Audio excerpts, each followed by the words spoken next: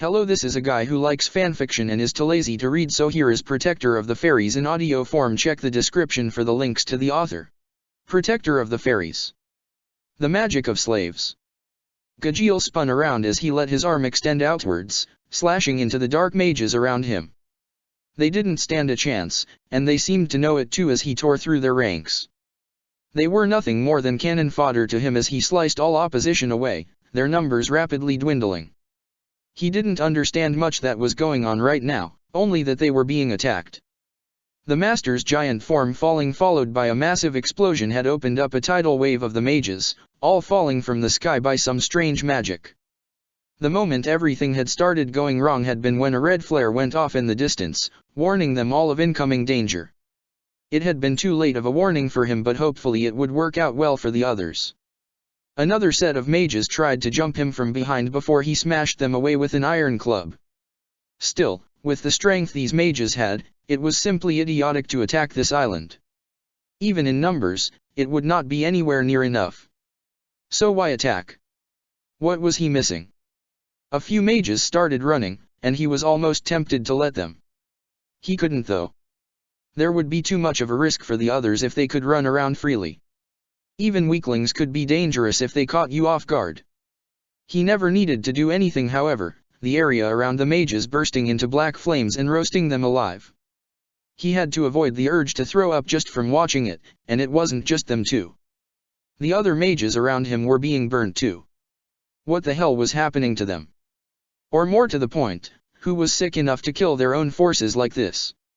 Now who said you all could run away? Called out a newcomer, the man walking strangely as he approached Gajiel. His eyes scanned the burning mages before he shook his head. All of you had such a great honor to serve Master Hades, and you decided to show fear and to run away in order to thank him? Unacceptable. He flashed a smirk before his fist tightened. Burn. Gajiel rushed him quickly, slicing at the mage. The newcomer ducked under the blade and kicked out with his feet as he dropped onto his hands, black flames expelling from his feet's soles and straight into Gajiel. Now, said the man as he watched Gajiel fly backwards. That was not very nice. We didn't even get to introductions. See. This is why we need names. I could call you Mr. Fairy Person, but you honestly don't look very fairy-like to me. Much too menacing. Gajiel got to his feet before he shifted his arm into an iron spear and stabbed at the mage. The man dodged to the side before grabbing the spear and setting his hand alight. Gajiel could feel intense pain across his arm before he separated it and let the remaining sections break apart, simply happy his arm wasn't burning like before. How about I start us off, said the man. My name is Zane Crow, now you say your name. Gajiel. See. Wasn't that easy? Zane Crow let his eyes run across Gajiel before smirking. I thought your magic matched. The Iron Dragon Slayer, am I right? He saw the suspicion in Gajiel's eyes and took that as a yes. Good. Not the Dragon Slayer I wanted, but hey, it'll do. Speaking of which, you seen the fire version of you lot? I'd quite like to face him. Well, you've got me, said Gajiel, smashing his fists together as he activated his iron drive. Taking it slow right now was pointless. Worse, it was idiotic. They were at war now, and that meant no need to hold anything back. I don't care how hot those flames are, my metal won't melt against it. Want to test that? Zane Crow lit a fist on fire before bursting into laughter. Christ, what the hell is that? He raised a shaking finger towards the form Gajiel had taken. A tail? Seriously? Are you trying to pretend to be a dash? The end of the tail snapped open and Zane Crow realized his mistake, just in time to dodge the deadly projectiles that fired out from it. Bringing one arm to the side, the flames quickly formed a large scythe before Zane Crow sliced down at Gajiel. A metal arm came up to block it before Gajiel winced, the pain from the flames still managing to seep through the iron. This was bad. Flames like this shouldn't be able to do this much damage, or at least not without breaking into some high-level stuff. And it wasn't that it was damaging the iron, rather it was heating it up too much. The mage in front of him definitely didn't control temperature, at least, that was a relief. If the metal had been heated and cooled rapidly, the metal would crack and break. He could deal with it simply being heated, but it didn't mean he liked it. But still, something about the flames bothered him. Something he couldn't explain, and that spoke to him on a more instinctual level than anything else. But what? "Don't get distracted," called Zhang Crow, and he abandoned the scythe and charged in with flame fists, reminding Gajeel a lot of Natsu in that moment. The fun's only just begun. Gajeel leaped forward as Zhang Crow closed in, stabbing his claws over Zhang Crow's wrists and pinning him to the ground. His tail snapped round ready to strike, but he was forced to abandon that when Zhang Crow's entire body was enveloped by black flames, burning away the restraints after a few moments. "Huh? I thought that iron would be tougher than that." The man wasn't wrong. The claws, while deadly, were one of the weaker parts of the iron drive. But the ease they had been burnt away was not normal. Who the hell was this guy? "What guild are you from?" "Me? Don't you already know?" Zhang Crow gestured towards the corpses of the other mages nearby. "Didn't you know who they belonged to before this all began?" Zhang Crow shook his head in annoyance. "Idiots, all of them. Don't even bother to mention the guild they had the honor to serve." Zhang Crow nodded to himself before he placed a hand against his chest. "I'll just introduce us for them then. We are from the most powerful guild of them all, Grimoire Heart. And you are the fairies we are to burn." "You talk a lot," muttered Gajeel before he brought his head back, magic gathering to his throat. "Iron Dragons dash." "Oh, here it comes," said Zhang Crow excitedly, bringing his own head back in parody. "I'll show you my magic properly then. Flame Gods dash. Roar. Bellow." A tornado of metal shot from Gajeel's mouth, impacting against the black flames that burst from Zhang Crow's. Gajeel barely had time to think on Zhang Crow's revelation. Flame God's bellow? The way it was done was like a dragon slayer, but this man wasn't one. He would know if he was. The attack slowly died down before Zhang Crow started clapping. "Incredible. You actually managed to equal my attack. Looks like you aren't as weak as I thought you'd be. That magic. What was that?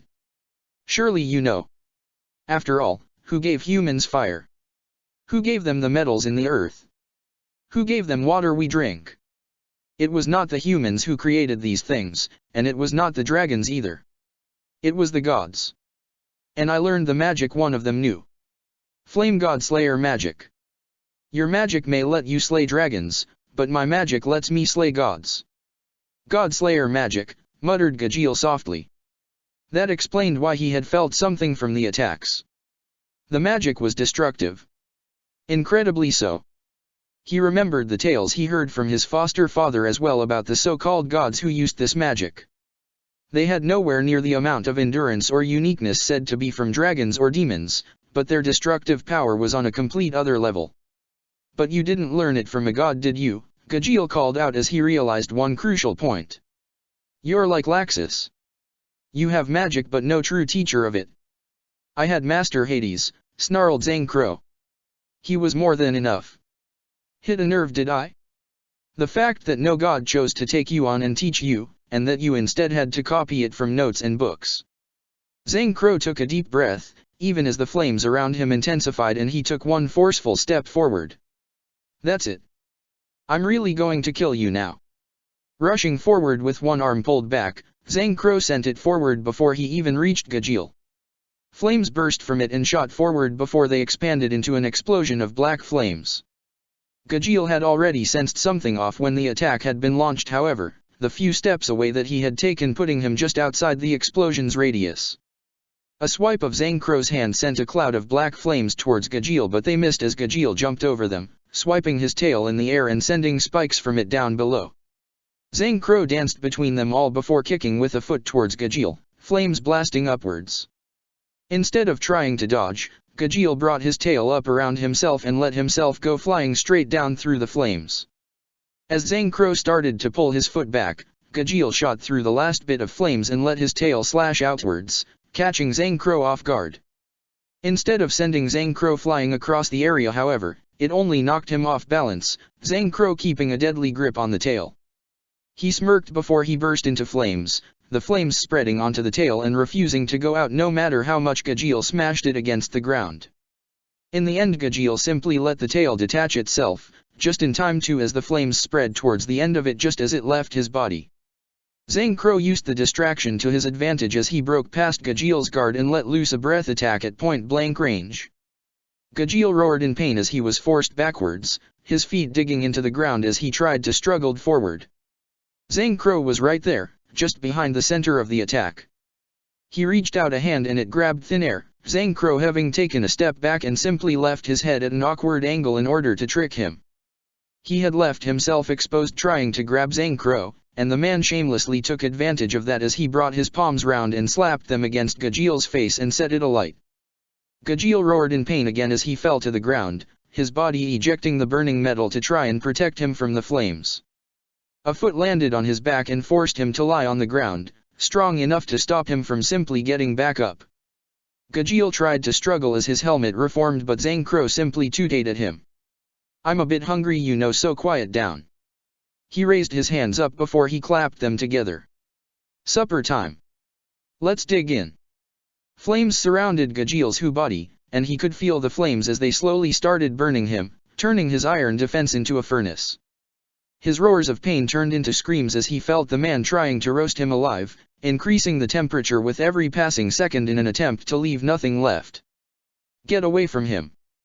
Zhang Crow's head shot round just as a set of claws pushed him away, drawing blood from the deep marks they left in the skin. Zhang Crow tried to grab the attacker, but it was too late, Lysina already flying away with the burning Gajeel. He sighed as he watched his meal get away. He wondered if the Dragon Slayer was still alive. Regardless, the man wouldn't be interfering anytime soon. With that in mind, he began walking off back into the forest. He still had a Fire Dragon Slayer to find after all. He didn't just want a meal. He wanted a feast worthy of a god. Protector of the Fairies. Urza dodged the blows of the last of the dark mages nearby, summoning up a new sword to her hand to replace the one she had recently thrown. With a quick swipe, the enemy in front of her was down, finally giving her a break to the chaos that was currently unfolding. "Are you all right?" she asked, glancing among the allies she had present. Myra gave her a swift nod and tried to give a reassuring smile. It didn't work so well when she was holding up another mage by the throat, a partial takeover covering her body. "I'm fine," said Myra. Hearing the confirmation from her friend, Urza glanced towards the others they had managed to find. Bixlo just shrugged while Fried slowly sheathed his sword, looking none the worse for wear except for a few misplaced strands of hair. "They all came out of nowhere," muttered Fried. "There's a lot of them here." "They are no match for my babies," boasted Bixlo, crossing his arms triumphantly. "I didn't even need to use my full power." "You wouldn't need to," Myra stated simply. "Mages of this level, they can't be all there is to these guys. It's too one-sided to be any form of assault." "She's right."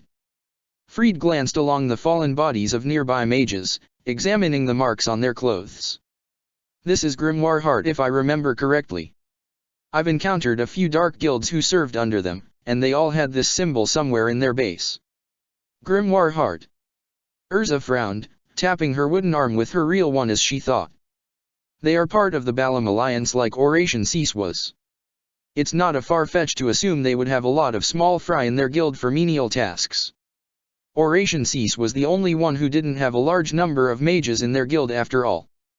That's what I assume. And where there is small fry, there is the large fish who they serve. The mages who truly carry the guild."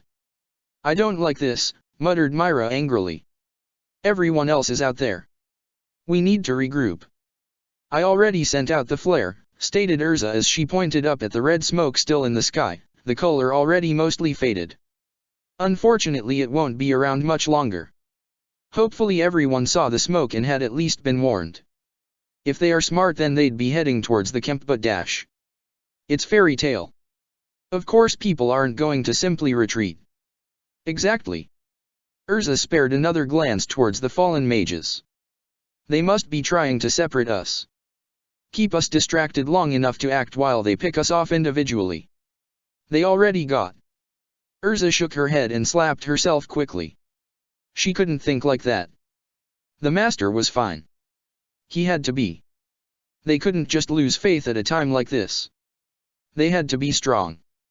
She spun round as a twig snapped, the others doing the same. All had weapons ready, but it was unnecessary in the end when Kana and Lucy walked out of the forest nervously. Lucy said slowly. Don't attack. Urza let loose a sigh of relief, letting her sword vanish back to her equip space. Thank goodness you two are all right. Of course we would be, muttered an annoyed Kana. It's not like those pests could do much. Just ruin all my hard work with their stupid timing. Yeah. Lucy gestured behind her. She's been like this since they showed up. Urza glanced behind the two and managed to spot a few bodies in the distance, all at odd angles scattered around. Kana's been taking her frustrations out on anything that crosses her path. Hey! Snapped Kana as she glared at Urza. The trial. After this is all over, we're continuing, right? Right now isn't counting if anyone gets there first. You're worried about Dash. Answer me. Kana smashed a fist against a nearby tree, crashing through the trunk and causing the tree to fall to one side. It is, stated Freed before Urza could speak again. We've just had to delay everything. Kana huffed before nodded, pivoting on her heels before heading back away from the others. Freed turned to Urza before shaking his head. She needs to calm down a bit. I'll go with her, make sure she's okay and doesn't do anything reckless. Be careful, Urza called out as Freed sprinted after Kana. She turned to the others just in time to notice Bixlo running off too. Wait. Relax, Bixlo called out over his shoulder. I'm going searching for the others. He jumped up and his dolls assembled beneath his feet as a platform, letting him take to the air. I'll find the others and let them know where the camp is. Be careful, shouted Myra after him before she turned and smiled at Urza and Lucy. Looks like it's just us then. How convenient them, added a new voice. Looks like there are fewer of you here now. Protector of the fairies. Who are you? Asked Gray cautiously. This guy wasn't with them, he was sure on that. There wasn't a single member of Fairy Tail he didn't know, and this guy wasn't a member of their guild. He wanted to chalk him up to be an enemy, but he hadn't found reason to yet. For starters, he had been shocked that they were even there. Like he hadn't expected anyone to even be there. The man had been shocked at the arriving Dark Mages too. The Dark Mages definitely hadn't seemed friendly, but they had made short work of them as the man stayed far away from it all. He seemed scared. He wasn't sure why, but the man definitely was afraid of something. Perhaps fighting? Or maybe it was just people in general. What kind of past did this man have to make him try to avoid any contact? The man stopped, his head glancing from side to side. He struggled for a bit longer but failed to say a name. He almost managed to at one point, but he stopped just before he did, fear evident in his actions. Gray sighed.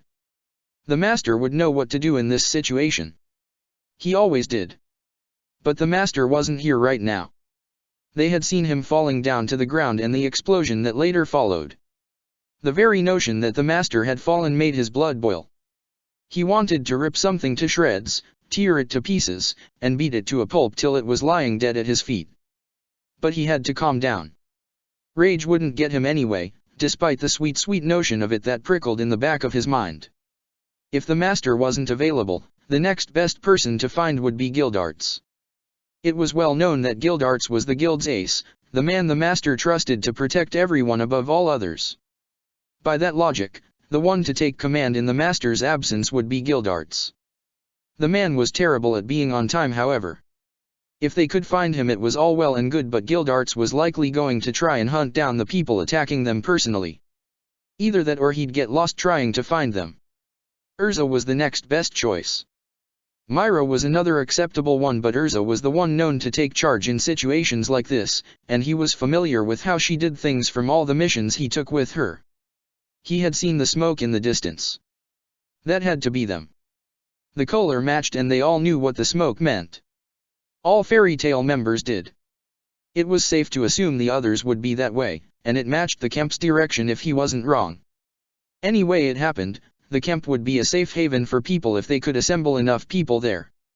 Look, said Gray as he finally came to a decision. I'm not sure what you're doing on this island. Quite frankly, I don't care either. This isn't the time to deal with that. So we'll decide what to do with you later, but for now, if you want to be safe, come with us. We'll take you to our camp. There's plenty of people who can help there. The man held up his hands as he backed away. No, you don't understand. I can't. I'm not afraid of them. They aren't a threat to me. But I am to you. Gray clenched his fists. Are you threatening us? The man rapidly shook his head. No, I'm trying to warn you. It's not a threat, but rather an eventuality. If you stay near me, you will die. Please, just stay away. Just leave him, said Evergreen impatiently. We can't afford to spend time hanging around here. If he isn't a threat, then we can let him go. We have bigger problems. We can't do that, argued Elfman. A real man would never leave another man behind. Well, it's a good thing I don't care about being a real man. Look, said Gray more forcefully. You need to come with us. Don't worry, we aren't very easy people to kill. And I can feel some of the magic you're leaking. You aren't strong enough to kill us. He's not leaking any magic, stated Evergreen as she stared at Gray. Aren't you imagining things? What? Of course I'm not.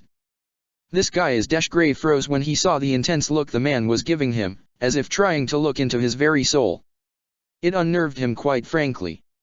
And then a strange smile spread across the man's face.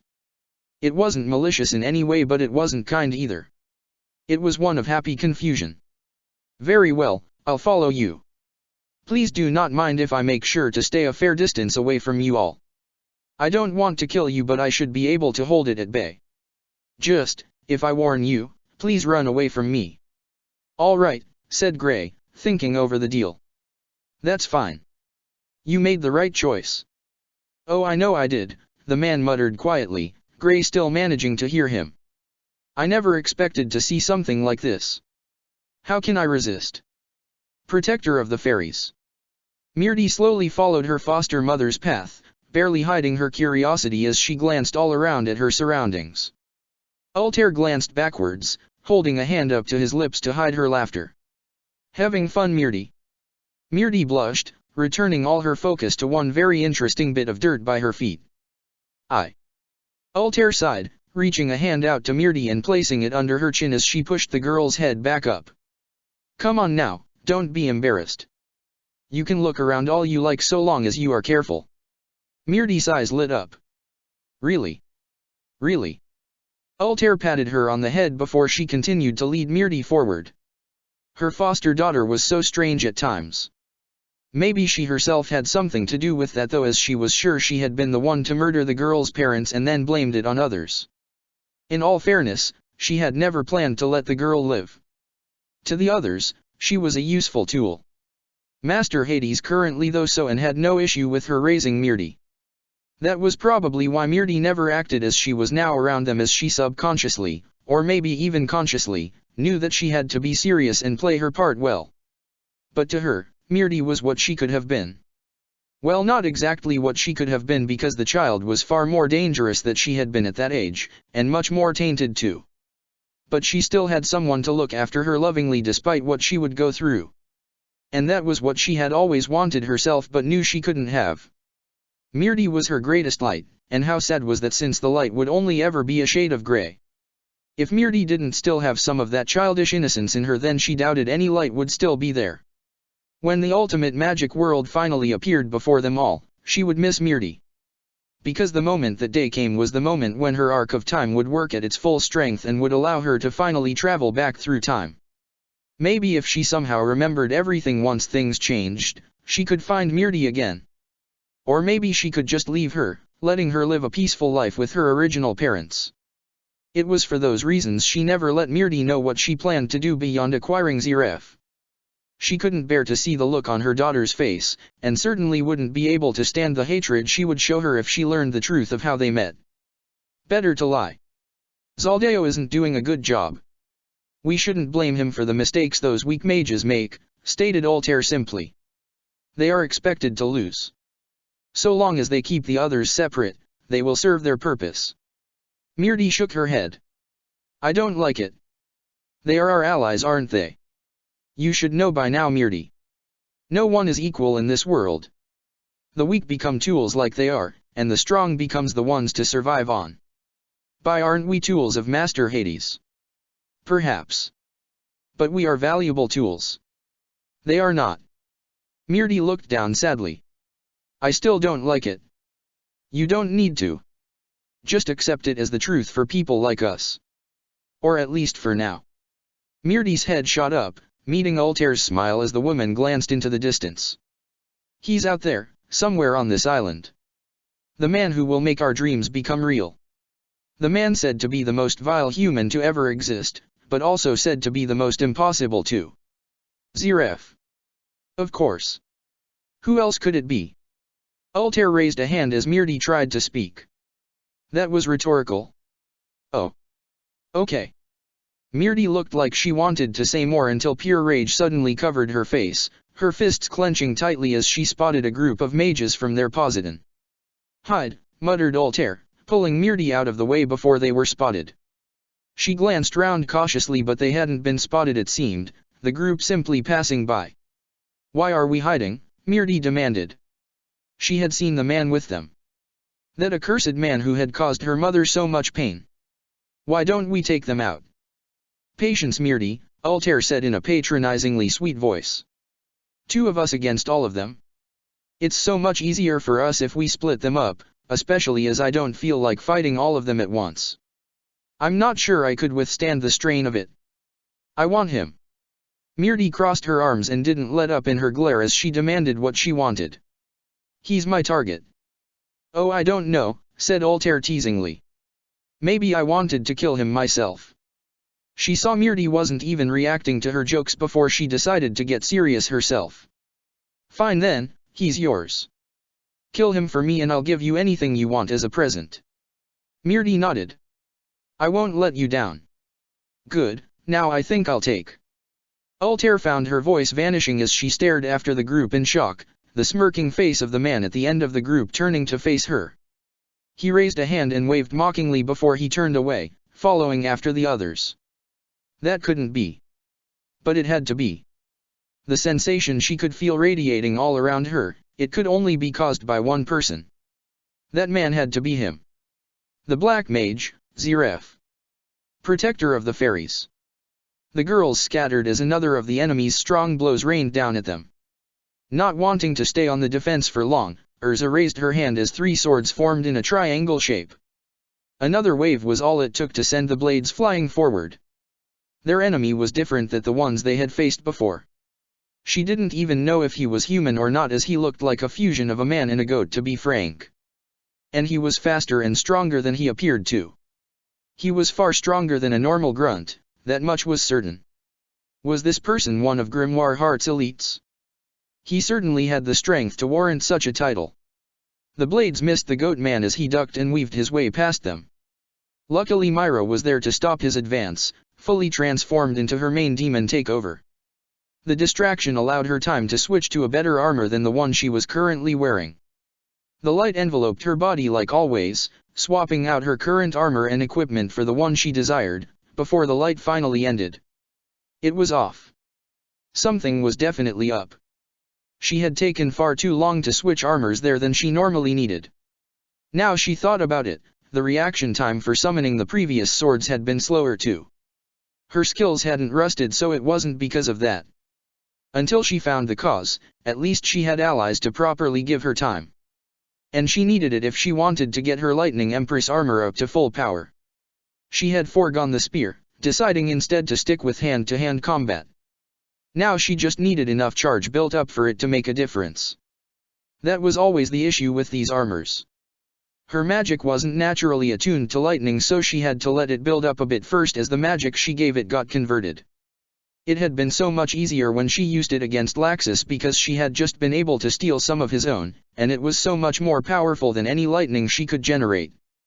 She knew it was working when Zaldeo started moving slower, and it wasn't because the man was getting tired. She was simply reacting and processing things faster. With that she would be able to keep up with his movements, even if his strength currently surpassed her own. The man spotted her moving towards him and made a few subtle movements with his hand. All of a sudden Urza found herself slowing down, but it didn't last for long, the additional power being generated quickly boosting her back up to what she had been at before. When she reached the man she knew she was faster. It wasn't much of a difference, but it was there. Not wanting to miss her chance, she burst into a barrage of punches and kicked. The man was fast enough to block each one, but she could see the annoyance and anger on his face as she pressured him. With each passing strike though, she felt herself slowing down. Each strike she took was consuming just that little bit more of her stored energy, and she wasn't recovering it fast enough to keep this up for long. Sooner or later she would become slower, and then he would make his move. And make his move he did. While she was forcing her wooden arm to move through sheer will with her magic, it wasn't something that responded as fast she liked it to. Her reactions were far too slow, and Zaldeo took advantage of that. As Urza's latest punch shot forward, the man dodged instead of blocking, getting inside her guard as he drove a knee into her chest. Urza gasped in pain as he used the momentum to send her flying backwards, her body crashing against a tree. "Come forth, Sagittarius." The man seemed to freeze as he watched the celestial spirit appear. All of a sudden he seemed to be conflicted, his expressions switching between shock and rage. It finally seemed to settle on rage, and it all seemed to be aimed towards Lucy. "You. What is your name, girl?" "Me." Lucy pointed at herself questioningly. "I'm Lucy. Lucy dash. Hardfilia. Layla's pesky daughter." "Layla. You knew my mother." "Knew her?" The man sneered. "She was so arrogant, pretending to be so kind and caring to people. Her whole preaching about spirits got on my nerves too. You know, she even gave one of her precious friends to me in hopes I would one day pass it on to you." "Ha, the idea anyone would give up such a useful tool is laughable." "Spirits aren't tools," Lucy argued back. "They are people too." "People?" The man looked at the spirit Lucy had summoned. "That guy's a freak. Even this body is freakish." "This body? Who exactly are you?" asked Myra, the takeover mage, watching the man's actions carefully. The man seemed to realize his slip as he cursed, instead deciding to ignore Myra's first question. "I am Zaldeo, one of the 7 kin of Purgatory. And I will also be your executioner." "Sagittarius," Lucy called out quickly. "Fire." "Of course, Moshi Moshi." "Like you will get a chance," Zaldeo called out as he swiped out his hand in an elaborate pattern, strange purple ruins following its path. "Hunter of Belparaso, Samegui." Just like how Sagittarius appeared, Samegui did the same, the only difference was him being summoned in purple light. He also seemed to be dressed in light armor, a bow already held in his hand. Both archers grabbed an arrow and fired, the two impacted against one another mid-flight. "The girl. Aim at the girl."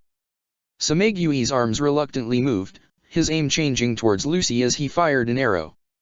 Myra and Urza rushed forward to stop it, but it was unnecessary, Sagittarius shooting it out of the air before it even got halfway.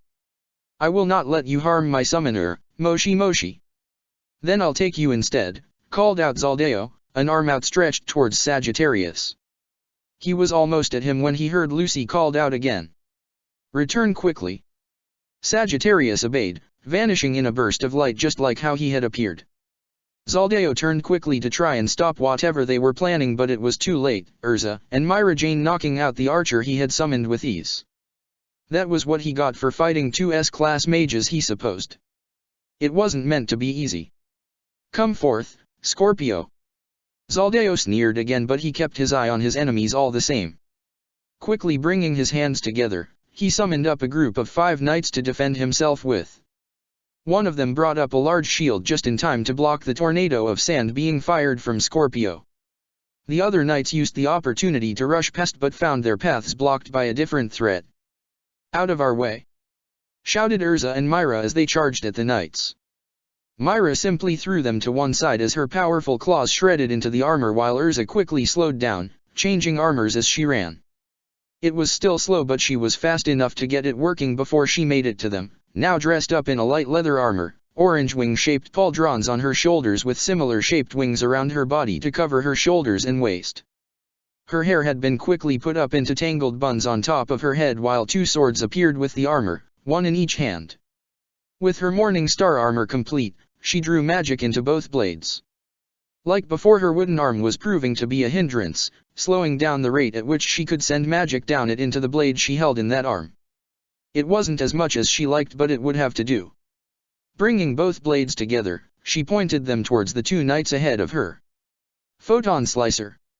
As the tips of the blades hit one another, the energy propelled outwards like lighting as it shot towards the two knights, expanding into a large burst of energy as it hit them before sending them flying to the sides.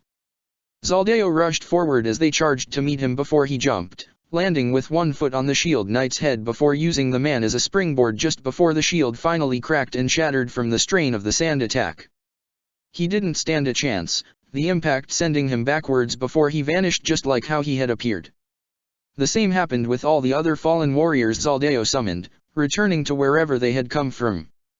There wasn't much time for Urza and Myra to think on it though, as Zaldeo was ignoring them as he headed to a different target. "Lucy! You are mine!" he shouted as his arm stretched out towards her. Lucy took a step back before snapping out at him with a whip. Zaldeo let it wrap around his arm before he grabbed it tightly, using it to draw her towards him. His summoner in peril, Scorpio dove in between them and brought up his tail. He was too late as Zaldeo's hand shot forward, stabbing through his chest as Scorpio let out a cry of pain. His body started to flicker as he felt himself getting pulled back to the spirit world, but he didn't let that stop him trying to grab Zaldeo as he did so, even if to hold him back a second longer from his master who was calling out to him in fear. Fear not for herself but for him. He smiled as he saw Myra appear behind Zaldeo, his job done as he vanished happily. Myra grabbed Zaldeo by the head before spinning round and smashing him back down against the hard ground.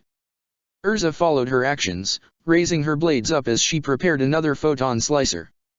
As she swung down, about to press the tips of the blades together, Zaldeo lashed out. With her swing already in progress, Urza was powerless to stop it as his arm smashed against her wooden arm. She didn't feel any pain when the blow broke through it, instead quickly pulling back as the energy was unstably released as she lost her tight grip on it. The resulting blast forced Myra to let go in order to get back to, and Zaldeo used that to avoid the brunt of the explosion. "My arm," muttered Urza angrily. "Do you know how long it took me to get used to that?" She sighed angrily as she tried to reel it in, light glowing around the wooden remains attached to her before it vanished, disappearing to her equip space. Without the wooden arm, her morning star armor wouldn't be anywhere near as effective as it was before. Instead she quickly changed to her Heaven's Wheel armor, bringing up 20 blades around her to continuously circle her. "Urza!" Urza glanced towards Myra who shifted her head towards Zaldeo. Urza got the message pretty quickly, letting the blades around her fly towards Zaldeo as fast as they could. The first few flew past Zaldeo as he dodged them, but she didn't care too much, instead changing the attack into a prison as the blades snaked around him like they had down with her, the tips of the blades aimed directly at him. With Zaldeo temporarily sealed, Myra Jane raised her arms up as she generated a large orb of darkness in her hands. As she swung down, a beam blasted from it, heading straight from Zaldeo. Evil explosion. When the smoke the attack caused cleared, she wasn't treated the sight of victory. Instead a random man was being held there in front of Zaldeo, his purpose to do one thing. To be a human shield. Zaldeo eyed the burnt body of the man he had used before he discarded him to the side, not caring in the slightest about the man now he was useless. The blast had also knocked all the swords away and Urza didn't dare levitate them yet. They could still prove valuable if she could catch him off guard. "What the hell is his magic?" asked Lucy cautiously, looking between the two other girls. None of them had any idea either, only that it seemed to summon humans somehow. "Be careful," stated a voice that Lucy instantly recognized. She turned round to come face to face with Loke, the lion spirit there of his own accord. "Sorry I'm late, Lucy." "Loke. You're here." Loke smiled proudly. "Of course I am. I swore to always come whenever you are in dangerous, my princess. I have a sixth sense for dash." "Scorpio and Sagittarius told you didn't then?" "Pretty much," said Loke, upset that Lucy had interrupted his speech. He quickly regained his serious attitude as he locked eyes with Zaldeo. "As I said before, be careful. That man's magic is hideous." "What are we dealing with?" asked Urza, not letting her eyes drift away from Zaldeo. He can summon humans to help him, we know that much. Incorrect. He doesn't summon them for them to help him, he summons them to obey him like slaves. Loke snarled as he took a step forward towards Zaldeo. Human subordination. It's a truly despicable magic. A perversion of celestial spirit magic that was created long ago to turn people into weapons. It's a lost magic, and one that should have stayed lost too. You know a lot about my magic, stated Zaldeo. Capricorn didn't approve either. Shame he can't do anything about it now. Capricorn. Lucy turned her head towards Loke. He's one of you guys, right? Yes. Capricorn, the goat. He's right in front of you too. Huh? But all I see is... Lucy's hands came up to cover her mouth as she stared at Zaldeo in shock. No. You see why it is so disgusting. Human subordination doesn't work well on spirits, and so they were fused together, and it is also why Capricorn has never returned home since that day. Because that man won't let him. He's my host. Zaldeo glanced down at his body before he shook his head. While powerful, it truly is an inconvenience most of the time. I'd quite like my old body back, but that simply won't happen. So instead I'll keep this until I find a stronger and better body. Zaldeos gave a curious glance at Loke, his eyes tracing the lion spirit's body from top to bottom before he finally gave them all a predatory smile. I'd quite like that one. Sorry, I'm not into guys. Zaldeo didn't find his joke even the tiniest bit funny, instead quickly raising his hands and causing the girls present to find themselves unable to move. What's going on? Shouted Urza. What are you doing? He's trying to capture you all, Loke called out as he rushed forward, Regulus activated around his fists. Human subordination not only weakens your magical and physical powers, but it also can let him capture humans to use as tools. But I won't let him. Zaldeo smirked as Loke got closer, causing Urza to try and shout out a warning only to find her voice gone, refused to respond. She could see what Zaldeo was trying to do. They were the distraction to lure Loke in while he took the spirit's body. Once he had it, he would move on to them and, with his magic weakening them, they would not be able to win. Loke was a powerful spirit after all, and they were starting to feel the full power of Zaldeo's magic. Huma. The magic wasn't invincible though. The fact he had only weakened them instead of stripping them of power completely told them that. Her body was heavy but it still could move slowly.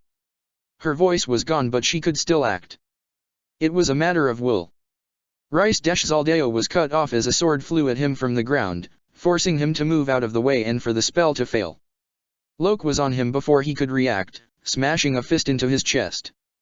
Myra was ready to catch him as he flew back, the magic restraining them all weakened and allowed her to slam him into the ground. Urza was next, all the blades lying on the ground being levitated into the air before they fired at him in a chain, each pinning him to the ground. Myra went to finish it all off when Loke suddenly shouted out to her. Wait. She froze, her claws almost able to scratch Zaldeo's chest. Loke strode forward before he reached into the man's pockets, smiling when he found what he was looking for. If he was to perish, so would Capricorn. The two are bonded right now. So I'm going to fix that. Fix that? Zaldeo looked at him in shock. You can get me my body back.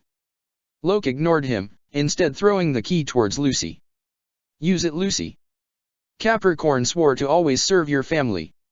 If he truly is still conscious inside this guy, he'll hear your voice. You fool, shouted Zaldeo, but there was a trace of panic in his voice as he realized that if it worked then he would be powerless. Capricorn can't even return to the spirit world. There is no way he will hear your call. Lucy clutched the key tightly. He will. If he's truly alive, he'll come. He was a friend of my mother's. He'll be able to hear me. Come forth, Capricorn. Lucy swung the key down and, for a moment, nothing happened. Zaldeo started to laugh when he suddenly felt something. It was an immense pain as his physical body was ripped away from his soul, the body vanishing in a flash of light. That light reappeared by Lucy's side, the goat spirit now dressed up smartly like a butler, kneeling down before Lucy. I am sorry for the delay, my lady. The moment was interrupted by Zaldeo as he screamed. He had regained some form of body, but the forced separation had made it almost impossible to distinguish. What was more, the body was already breaking apart into pieces of light. "What's going on?" asked Lucy, feeling strangely detached from the sight in front of her. "He is breaking apart. When he fused with me, he became nothing more than a spirit himself. And now? He lacks the body needed to bind himself onto this plane of existence, and so fades away to nothing but magic." Zaldeo made one last scream before he finally vanished, no trace of the man left. He was gone. Protector of the fairies. Hunted or hunter? Something was wrong. Gray didn't dare stop, but he knew something was wrong. Something terrible. They had been walking with the man behind them for a while now, and he had felt the gaze of the man's look on his back for the majority of it. He couldn't understand why he was staring so much at him. It was unnerving. He didn't like it. He had even tried to turn around and tell the guy to stop, but all that had done had caused himself to freeze with the words still in his mouth. The look the man seemed to give him chilling his very soul. It was like he had been an ant, being looked down on by a giant who was debating whether or not to step on him. And then the presence was gone as quickly as it had come, as the man noticed him staring, quickly giving him a smile as his eyes stopped their intense glare. He hadn't dared turn around much after that. He knew the man had only waited till he had turned around before he had continued it again. That wasn't what bothered him now, however. It was something else. They were being followed. Whoever was doing it, they were good. He barely had any indication of it until 20 minutes ago, where his ears had picked up a tiny sound. He wouldn't have been able to hear it if he was like the others, who were simply alert but oblivious to it all. But with the man's glare on his back, it was like he had never left combat. Like he was still fighting, and hence all his senses were on high alert, listening and looking for the slightest motions. Once he had identified it, he had been able to track a lot more sounds, keeping a rough idea on where their followers were. He had hoped he might have been wrong, but luck wasn't on their side right now. There weren't many animals on this island that would have been this quiet while tracking them. The animals here had a habit of being gigantic and loud. They were close to camp too. If they didn't deal with their followers, then their camp would be revealed to all, and they couldn't risk enemies charging their base when they needed to regroup. He had already made sure to lose his shoes as he walked, letting his bare feet walk along the ground. Never had he been so thankful for his stripping habit, as it ensured no one thought anything of it when he took off clothing. Now all he needed was the opportunity. If he directed enough magic into his feet and out of his solace, then he could freeze everything around him, perhaps even managing to catch their followers, or at least bring them out of hiding. Maybe even scare them off if they were lucky. The problem came from the others. Evergreen could fly, so she wouldn't be in as much danger, but Elfman would be, and so would the other man, but he wasn't too bothered about him. They needed to split up, and he had to hope the ones following him stayed on him. They might get bold after all if they could see what looked like easy prey. The camp's not far, right? He had to ask the question carefully. He could not afford to give anything away in his attempt to split off from the others. "It's not," said Evergreen, her arms crossed. "I just want to be there already. You two are too slow." "Real men walk," Elfman stated, the envy in Evergreen's flight ability evident in his voice.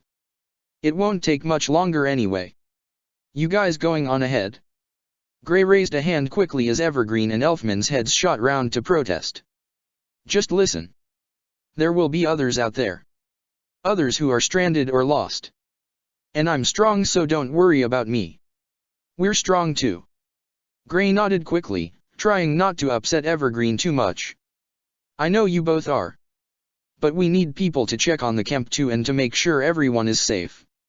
I won't push too far away, but we at least need someone checking out the nearby area, and no, Evergreen, you aren't the best choice. I can fly. I can cover much more ground much more easily. Yes, and you'll be seen from miles away. You'd be too much of a target." Gray placed a hand against his chest confidently. "Leave it to me. You trust me, right?" Elfman looked towards Evergreen and then back to Gray before finally bringing up a large hand and placing it on one of Evergreen's shoulders. "Let's go." "What?" Evergreen spun round to face him. "We can't just leave him." "Gray's right. He is the best choice and, I hate to admit this but, Gray is stronger than me. He didn't win against Urza. And we didn't win against Myra. Evergreen slowly looked down, dropping his protests. Fine, she muttered before pointing a finger at Gray. If you don't come back and get yourself killed, then I'll be laughing at how much of a fool you are over your grave. Gray smiled at the taunt. That's fine with me. But I won't die. Splitting off, the others continued walking ahead, the man following them pausing as he passed Gray to give him one last look before he turned away, following after the others. With his gaze finally off him, Gray felt a huge weight lift off his shoulders. Now he could truly focus on the problem at hand. He had to make it look real if he wanted this to work. Walking away from his position, he made sure to listen out for his followers. To his relief, there were only sounds following him and none branching off. That was a relief to him, to be honest. There had been no way to warn the others without tipping the followers off. Now felt like a good time, however.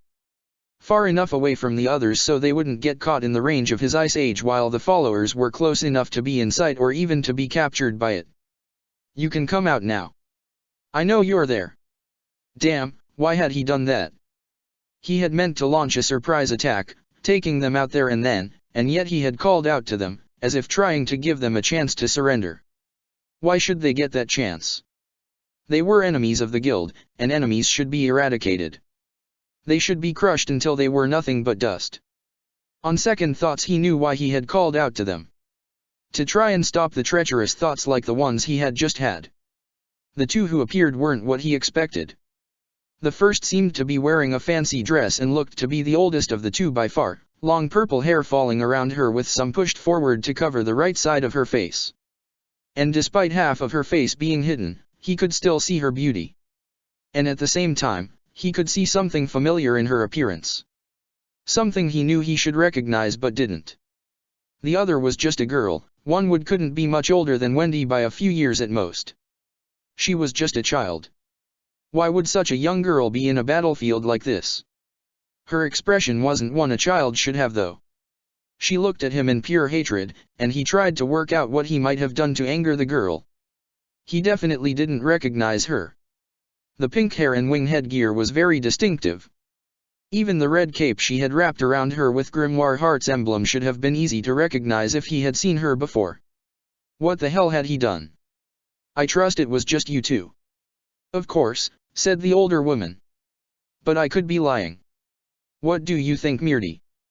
Do you think he'll know about the others? There aren't any, stated Gray, seeing through the simple lie. His fists tightened as he stared at her. Don't test me. May I eliminate him, Altair? Asked the girl, Gray quickly linking the name Mirti with her. All enemies must be annihilated. Altair sighed, recognizing the shift Mirti had made as she switched from her normal self to her battle mode. She hated that mode as it took away what made her daughter so special to her. When Mirti was like this, she couldn't see any speck of light in the girl. Very well. We better make this quick.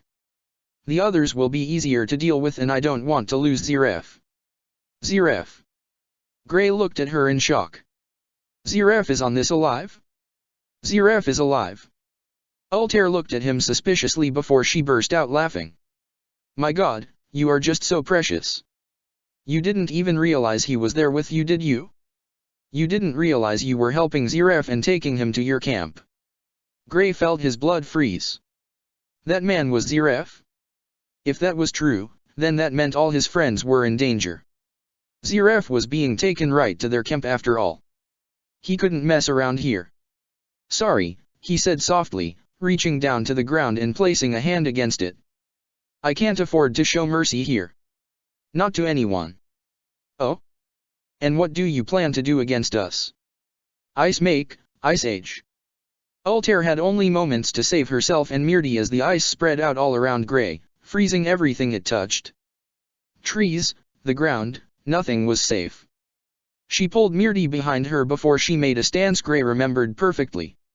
It was her stance. It was her style. Ice cocoon. Ice grew around Altair and Mirti quickly, shielding them in a cocoon of ice and protecting them from Gray's deadly attack. When it had all finally settled, The cocoon slowly opened and shattered, Altair examining the area around her in interest. So this is Ice Age, huh? Azuma did have some info on it, but he hadn't managed to get much on it. Said it froze the area too quickly and he had been forced to escape. I almost fell for it too. Just how long were you preparing that spell if we didn't even see it coming? Gray didn't answer her, still in shock from what he had seen. That form. It can't be. That's yours. Altair snarled, quickly suppressing her desire to attack the man in front of her. She had to be calm. All the ice around her was his territory after all. Hasty actions got people killed. How do you know it? Gray demanded.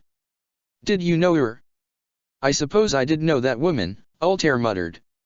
A daughter always inherits stuff from her mother, and I will admit it turned out useful for once.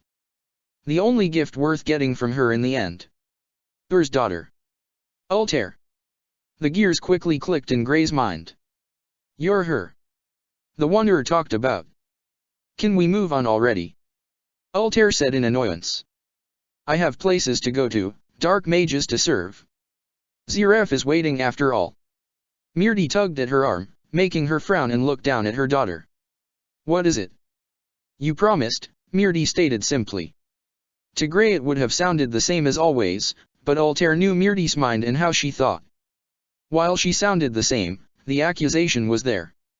She had promised the girl after all, and the girl was trying not to look upset at that promise being broken. Fine, Altair said softly to her. He's all yours.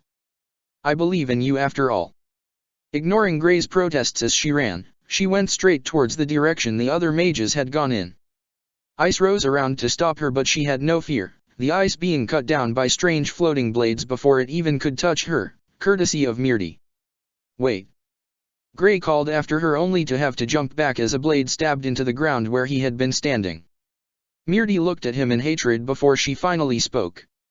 I'm your enemy here. I'm the one who will get to kill you. Protector of the fairies. What is it, Elfman? Elfman glanced away from behind them, turning towards Evergreen with a sigh. I'm not sure. Something felt odd with Gray back there. Was he telling us everything? Evergreen shrugged. Who cares about that idiot? If he wants to do his own thing, then let's let him. He's smart enough to not need people to hold his hand and tell him what to do. I know, muttered Elfman, looking back over his shoulder. But I'm still worried. Why don't you go join him?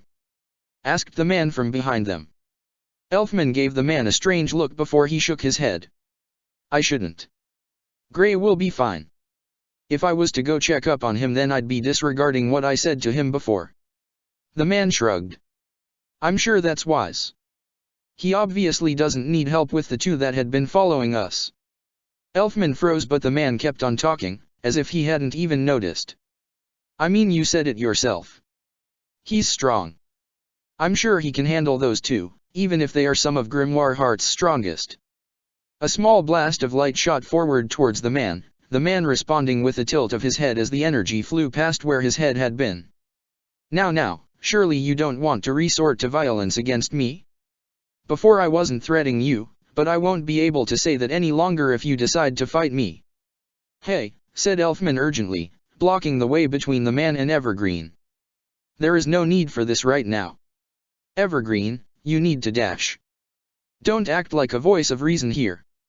If I hadn't done that, you would have. Didn't you hear him? He just said he knew we'd be followed and that they were going after Gray. He even said they are members of Grimoire Heart. If he is on our side, then why didn't he say anything earlier? That's simple, the man called over to her. I couldn't be bothered. You couldn't be bothered? Why do you not care what is going on around here? The man seemed to shrug. Life is strange. I don't completely get it, and that does frighten me at times. What is the value of a human life? I have a vague idea, but it is harder and harder to grasp as time passes. If people live or people die, I honestly have lost interest in such trivial things. All I have left to grasp onto when it comes to this is whether or not I cause a change in a life's state, and simply being inactive is not enough to cause me any pain. Elfman clenched his fists tightly as he tried to contain his anger at the man's words. Life was meaningless to this man. How could someone even say something like that? How could someone be so heartless? You'd have to be a monster. The man shrugged again, ignoring the surprise on Elfman's face. I didn't read your mind if that is what you are worried about. Honestly, humans can be such dull creatures at times. You speak as if you aren't one yourself, said Evergreen hesitantly, tiny orbs of light surrounding her in case she needed to suddenly attack. Well, I honestly would like to answer that, but I don't even know what kind of being I am anymore. I lost sight of it a while back. And that is probably why people always looked at me like that. Always running away in fear, always scared. No. They weren't scared. They were terrified. Even as a child I couldn't understand why. For a moment a strange look crossed the man's face. A sad expression that seemed unfamiliar to the man, a faraway look in his eyes as he remembered those times. And then it was gone, returned to the smirk they were currently familiar with. They wanted a monster, so I gave them one in the end. I gave their fear substance.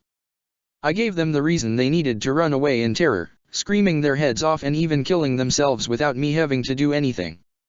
The only downsides to that time are these people on this island of yours. Fanatics I call them, but even fanatics can have their uses. They're after you, Elfman said slowly, the man's words fueling his conclusion. But why? Why would Grimoire Heart be after? Elfman's voice tailed off as he reached the last part of what he wanted to say, the words stuck in his throat. It can't be, muttered Evergreen, equally shocked and horrified. You can't be. He's dead. The man seemed intrigued by her statement. Oh really? I died, did I? Whoever said that? I don't remember it happening. I never did truly introduce myself, but I suppose you've worked it out now, haven't you? So it is you, Elfman muttered, horrified at the very though. The Black Mage, Zeref. Zeref sighed. Such a boring title, you know that, right? The Black Mage. That hardly sums up who I am. Personally I prefer the Lord of Demons. Or maybe Prince. Not King. Lord sounded cooler at the time. Zeref glanced back towards where he could feel Gray's magical power coming from. How interesting. His magic really does seem intriguing to me. He certainly doesn't strike me as a normal human. I wonder. Zeref suddenly clapped his hands, snapping Elfman and Evergreen to full alert in case he tried anything. You can calm down a bit, I'm not interested in conflict with Fairy Tail right now. It is way too troublesome. And it isn't like. Zeref froze, his head snapping away from them as he glared desperately elsewhere. This magic. You foolish girl, what the hell are you doing? We both know something like you doesn't have much magic left to even waste after being so foolish with the rest of it for so long. Hell, the only reason I can think that would explain your recklessness would be because. Zeref's expression rapidly morphed as his eyes hardened, a small growl escaping his throat. No, no, no, no, no, no. Zeref's head shot towards Evergreen and Elfman, and the two felt true fear from the man's presence finally. Zeref took a single step forward, and that was enough to almost crush their entire will, their legs shaking. He's here, isn't he? Elfman gulped, slowly opening his mouth to answer. I don't know, dash. Don't lie to me. Zeref took another step forward, black specks of magic appearing around him. And the terrifying thing was how they seemed to dance around him, almost protectively in its nature. I know he's here. WW who? That abomination, muttered Zeref angrily. Who else? She wouldn't ever shut up about him, and she only saw him once. I was with her for decades and she decides he's the better choice? He's a freak. He's nothing more than that. Zeref sighed, finally noticing the scared looks on the two mages' faces. You two know nothing. There's no point to this. Have fun with your follower. Without explaining, Zeref vanished. It wasn't even like he left a trace, he simply was gone. And as he disappeared, the very follower he had warned them of practically leaped out of the trees, a shaking hand stretched out towards where Zeref had been. Altair looked at the spot in shock. Zeref had been right there, just meters away. He had been within her grasp, and then he had vanished and she had stepped out of hiding in shock as she tried to follow him. She faintly recognized what had just happened to allow Ziraf to vanish. That was time magic, but it was different to her arc of time. She had felt her magic try to respond to the magic Ziraf used but was too inferior to adapt. Ziraf had, as impossibly as it was, stopped time itself. Or at the very least he had frozen an entire area in time. That kind of power was beyond anything she was even capable of. Where had Ziraf learned that magic? Wasn't Ziraf meant to be sealed? Wasn't his power currently locked away? How was he capable of using such advanced magic without issue? And if he could do this, then what were the keys for? What purpose did they serve in Ziraf's awakening? She shook her head quickly, clearing away her stray thoughts. She couldn't afford to think like that right now. Priorities. First she had to deal with some pesky fairy tale mages. Getting rid of any signs of desperation for Ziraf, she returned her look to one of pure arrogance. Well, what do we have here? Two little fairies, all alone. Meanwhile another falls as we speak. Elfman and Evergreen shared a look. They both knew who she was referring to. Grey. And they couldn't do anything at the moment. Not while they were against this woman. If one of them left, the other would be easy pickings. Altair raised a hand, a small bracelet around her wrist glowing before the gem in the center of it floated out and expanded. No point wasting too much energy on you. Ziraf awaits us and I can't afford to spend too much time just entertaining you two. Throwing the orb into the air, it suddenly sped forward towards Elfman and Evergreen. Before it could reach them however, it was blasted out of the sky. Good shot my babies, shouted Bixlow from above, rapidly descending from the sky on his dolls. He stepped off them as he reached the ground, standing beside Evergreen. I heard enough. Elfman, go. Me? But what about Dash? Who do you think you're talking to? Bixlow wrapped an arm around Evergreen's shoulders, grinning at the man. We're both members of the Thunder God tribe. Leave it to us. Elfman gave them one last look before nodding. Thanks. Before Altair could stop him, he broke into a run, sprinting back towards where he figured Grey should be. Altair sighed as she watched him go, inwardly panicking at the unforeseen outcome. She trusted Mirti to win against Grey, but she was still afraid for her little girl. Especially with a second opponent on top of an already difficult one. She'd have to trust Mirti. She was positive her daughter could handle them hopefully, and they couldn't afford to lose Ziraf when he was so close. The remains of the orb shot back together as a glow of light appeared in her left eye, lasting until the orb was back to its previous state.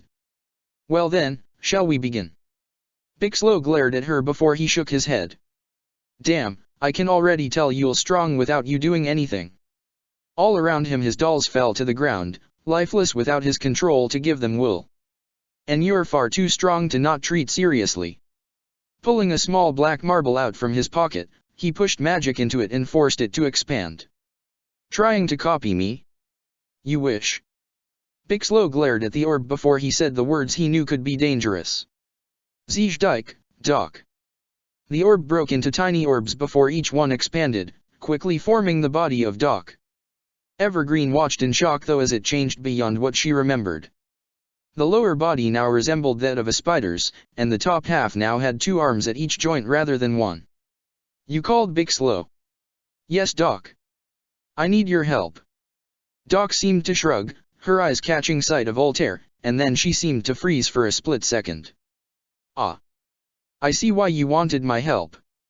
She's a dangerous one. A large smile spread across Doc's face. How fun. What happened to her? Asked Evergreen, glancing at Doc's new form. She's different. I practiced, Bixlow simply stated. I practiced until she evolved to a new form. So that I won't lose any more. Evergreen nodded, wings sprouting from her back. Neither will I. Let's show this woman the power belonging to those personally trained by Laxus. How boring, Altair called over. It seems the rumors were true. The arrogant attitudes of those trained by a pathetic mage. Evergreen and Bixlow froze, anger coursing through their veins. Evergreen quickly brought out her arms to the sides, needles of light flying from her body or, to be more accurate, from the dust slowly being generated around her body. Fairy magic was completely different from the legendary magic like fairy law, despite both sharing part of a name. Fairy magic was all about tiny luminous dust that her magic slowly expelled from her body. At any one time there was always a small amount floating around her for emergencies. Times like this pushed her body into overdrive to produce more of the dust, because the more she had then the more power she could use. Altair watched all the needles approaching her before the orb came to block its path. Considering the size of it, it seemed like a foolish move, which it was until the orb suddenly multiplied. The group of spheres blocked the assault until Evergreen led up, seeing its futility. These orbs, Altair muttered softly. One becomes many because that is the number of possibilities that await it in the future. To summon them all at once is to bring into existence many parallel worlds. Now let's see them happen all at once. Flash forward. The orbs shot forward at alarming speeds, but Bixlow showed no fear as Doc stepped into their path, her arms firing small bullets of metal into the mass attack. Each orb shattered quickly, but Altair seemed to be one step ahead, the orbs being restored to normal as they were destroyed before they rejoined the others. It was a stalemate at the moment, or it would have been if only the two of them had been fighting. Evergreen could still move. Fairy Ray. Altair sidestepped each blast of light, looking up with only one eye to keep track of the blasts. A twitch of her hand sent a group of the orbs flying towards Evergreen, but the woman provided her experience at flying as she zipped around in the sky, dodging the orbs narrowly at times and massively at others. As small bits of dust fell around her, Altair seemed to realize the mistake she had made, leaping from her position just as the dust ignited and exploded all around her. The last-ditch effort to move was the only reason she avoided the full explosion, instead knocking her to the side. It was enough to wreck her concentration for a moment. Flash forward, letting up and allowing Doc to leap forward. Rolling to one side as one of Doc's deadly arms came down, she summoned a strange-looking sword to her hands, a clock embedded in the hilt of the blade. Bringing it up as Doc brought down another sharp arm, she blocked it with her own weapon and let her magic do the work, Doc's arm slowly rusting as she accelerated the time of the arm. She knew something like this wouldn't work against humans or normal living creatures, but this doll wasn't a normal creature, and it was also made of metal. And metal rusted. Realizing the threat Altair posed, Doc separated her arm, quickly regrowing a new one from some of her excess metal for situations like this. She had to be even more careful now against an enemy like this, especially considering what she knew this woman was. Doc. Bixlow shouted over to her. Be careful. She's dangerous. How sweet, Bixlow. Are you worried for me? Doc laughed. She's much too young to make me fear her. Just buy us some time. We've got a plan. A plan, you say? Doc spared him a quick glance of disbelief. You have a plan. And here I thought you were an idiot. Just do as I ask. Your wish is my command. Doc leaped forward, rapidly swiping at Altair with each arm as she pressed her advantage. Altair was forced to retreat back with each swing, her sword managing to rust metal when she made contact, but it couldn't get Doc to back off. The attempts at blocking resulted in two situations. Either she missed and she was forced to dodge, or the blade didn't stay in contact long enough to rust much of the metal. Dust landed around Altair as she stepped backwards again before she was blinded. Doc took the opportunity to lunge in, firing off a barrage of metal for a few seconds before Evergreen dropped down from above, an orb of light in her hands which she smashed down on where she had seen Altair. As it was about to connect, a sword slashed up and hit the orb, causing it to detonate prematurely in Evergreen's face. Evergreen. Evergreen ignored Bixlow's call, continuing through with the plan as she hit the ground. She let her glasses fall from her face as she reached out and gripped Altair's arms, bringing the woman's face closer to her own as she made to look into her eyes. She just needed a moment, and then her stone eyes would active and the woman would be frozen solid. A tiny explosion around the woman's hair caused it to fly up for a second too, letting her lock eyes properly. And then nothing. What was wrong? Why wasn't her magic working? Or rather, what was that eye Altair had been hiding beneath her hair? It looked strange, almost like. She was cut off from her thoughts as Altair slammed a knee into her chest, causing her to lose her grip. Altair took advantage of that to flip the woman over before a restored orb appeared above Evergreen and smashed into her stomach. The moment it did so it seemed to split into hundreds of others, crashing down against Evergreen at all angles. Get away from her! Altair paid little heed to Bixlow's cry, instead dodging to the side and avoiding a strike from Doc that she had no way of being able to have seen. Doc sliced at her but Altair almost danced her way inside Doc's guard before she pressed her palms against Doc's body. Rust instantly spread across her body and Bixlow was forced to listen to Doc's screams, even as he ran. As the center of Doc's body rusted away to dust, Altair came face to face with Bixlow, his visor gone as he tried to use his figure eyes to take control of Altair. Like Evergreen's stone eyes, it failed, and he knew that could only happen if something was capable of blocking the magic despite line of sight. And that was normally because of another eye magic being involved. That was all he got to think before a sword was stabbed into his chest. His body seemed to freeze before he coughed up blood, collapsing to the ground when Altair quickly withdrew her sword. She could leave him now. Evergreen was defeated and Bixlow would likely end up dead soon enough by simply leaving him. She needed to get back to Myrti quickly. And it was likely that Doll would finish off the two for her. You bitch.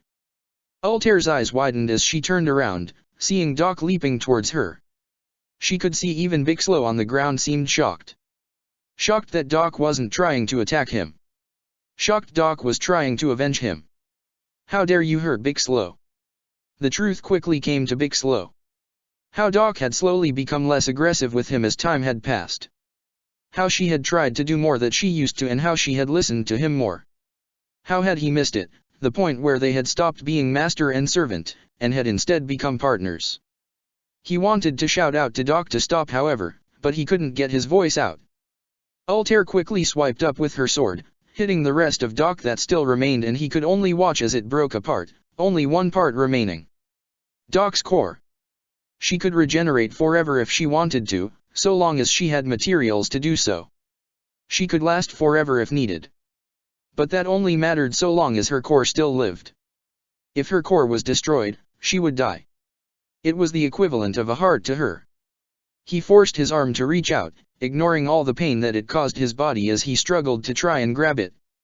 Before he could reach it, Altair's sword stabbed into his hand. He could barely scream in pain, instead simply losing consciousness as the pain became too much to take. Altair looked down at the doll's core strangely for a moment, almost tempted to destroy it. And then she stopped, a rare expression crossing her face as she looked between Bixlow and the doll's core. She softly kicked it towards him, the core rolling towards Bixlow and resting against his body. No one was here to see her small show of mercy, which was just the way she liked it. Now all she had to do was go find Zeref. Protector of the fairies. The girl who knows pain. Gray swiftly dodged the teal blades of magic that Myrti sent flying at him. He knew perfectly well that he could not afford to get hit by them. It was too dangerous, especially how he had been nicked by one before and had felt like his side had been ripped apart. A single touch, a single scratch, and the pain would be 100 times worse than it appeared to be. The girl had definitely underestimated him though, that much was certain. She was dangerous, that wasn't wrong, but she wasn't as deadly as he had been led to believe. She was at least surprising him though. She was really trying to kill him, and at such a young age it was almost unbelievable to have that much hate. What was driving her? Why did she want to kill him this much? Well, it made things easier and harder. Easier because he could fight back freely and go against her to kill too. Harder because he kept having to stop that very thing from happening. He didn't want to kill her. She was just a kid. And yet every few seconds he had to crush the thoughts that appeared that told him to kill her. He was conflicted, and that was making problems. The skates he had made on the soles of his feet allowed him to slide along the ice easily enough and helped keep them apart from one another, where he could more easily dodge her blades from, and it helped give him the time he needed to get his mind in order. Things would have been so much easier if she and Altair had just frozen in the ice from his first attack. That was the other problem. How was Ur's daughter still alive? He remembered what Ur had told him and Leon. Her daughter had died long ago, and he knew she had never once forgotten Altair. And yet here Altair was, alive and on the side of Grimoire Heart. Had Ur known something back then? Had she decided her daughter had been as good as dead and had cast her out? Or had she truly not known Altair was alive? In which case, why was that? The girl in front of him was the key to his answers. She would give him the information he needed. All he had to do was force her to give him what he wanted. Changing directions suddenly, he ducked under a blade that had come too close for comfort before he pushed himself towards Mirti. The girl frowned at his actions but still seemed to act like it wasn't bothersome, raising a hand up towards him and sending deadly blades at him. With little room to dodge, Gray quickly molded the ice around him upwards, creating a large ramp for him to speed along and to go flying through the air with. The blades hit the ice before the ramp finally shattered, Gray already far away from it in the air. Taking the stance he was familiar with, Gray let ice shape and form from his hand into a large hammer of ice, with which he brought down on Mirti. Ice make, ice impact. Seeing the attack from above, Mirti quickly raised her palm upwards, red blades forming and firing from around her into the ice. Unlike the teal-colored blades, these seemed to be stronger to Gray as they smashed the giant hammer to pieces with just 3 blades, the rest continuing upwards towards him. Realizing the danger, Gray used the now destroyed pieces of ice to bounce across as he dodged the deadly blades. One barely missed him and left a minor cut along the side of his face as it passed, however the pain he had been expected never came. The cut had hurt, but it was nowhere near as bad as the teal blades had been. There was some significance to that, he was sure of it. Changes like the color of spells normally meant something, and it wasn't like Mirti would be able to hide the change from him. It would be like telling wind to not flow. I won't let you get away. Mirti swiped her hand towards him as more swords appeared, these ones colored yellow. They shot towards him as Gray used some of the remaining ice along with his own power to create a shield in front of him. He instantly added to the shield when he saw the slight tilt of the blades, bringing the ice shield around his whole body. His vigilance paid off when the sword's directions changed and tried to get him from the sides, hitting areas that would have got him had he left the shield as it had been. And unlike the red blades, these ones didn't break through his ice, instead cracking it as they bounced off. As his shield of ice hit the ground, Gray went back onto the offensive, molding the back of the shield towards the front as he made a makeshift cannon and fired the remaining ice forward. Mirti swiftly generated 2 red swords, one in each hand, before she spun her body round and swiped at the projectile with one of the blades. It shattered into 2 pieces as she cut clean through it, using her momentum to throw the second sword straight towards him. Gray rolled to the side as the sword sailed over his head, his hand dragging across the ground and swiping upwards, ice shooting towards the sky as if he had pulled it from the ground. Taking refuge behind the wall for a second, Gray quickly caught his breath and prepared his next plan. Mirti however didn't want to give him much time, a snarl on her face as she summoned 5 yellow blades. You can't hide from me. The blades shot forward quickly and leaped over the barrier and, while she couldn't see her target due to how many dense layers Gray had put up to conceal his presence, she still could use her blades to track him. Her reward came forth when she heard a shout of pain, and then nothing. No sudden actions, no counter-attacks, just nothing. Had she done it? She couldn't help the smile that jumped into existence as she ran towards the wall, swiftly leaping over it. She saw Gray's body before her smile widened massively, slowly reaching towards the body to make sure. That was her mistake. The instant her fingers brushed against Gray's body, ice burst from it and onto her hands, trapping her to Gray's body. Her happiness instantly vanished and turned to shock and fear, especially as Gray's body quickly lost the color it had and turned into a simple ice statue of Gray himself. As the ice spread along her body, she saw the other reason the ice wall had been so thick and dense. It hadn't just hidden Gray from view. It had hidden him inside it too. A small section of the wall shattered away as Gray stepped out of it, taking a large deep breath as he got air back into his lungs. He smirked as he got back to his feet, taking sight of her current danger. So it worked. I hadn't expected that to be as successful as it was. Was someone a little overeager to claim victory? Mirti's eyes shone with fear as Gray took steps towards her, a sinister smile growing across his face as he got closer. This didn't match anything she knew about any fairy tale members. They didn't give off such a murderous feeling. Deadly sure, but not murderous. And it wasn't even anything to do with magic. She just felt true terror from the man's actions. Gray reached out towards her head and she could see the faint energy around it as it turned the air into tiny ice shards. She had to escape. But the feeling was too overbearing. How could she escape when she could barely move from fear? Gray.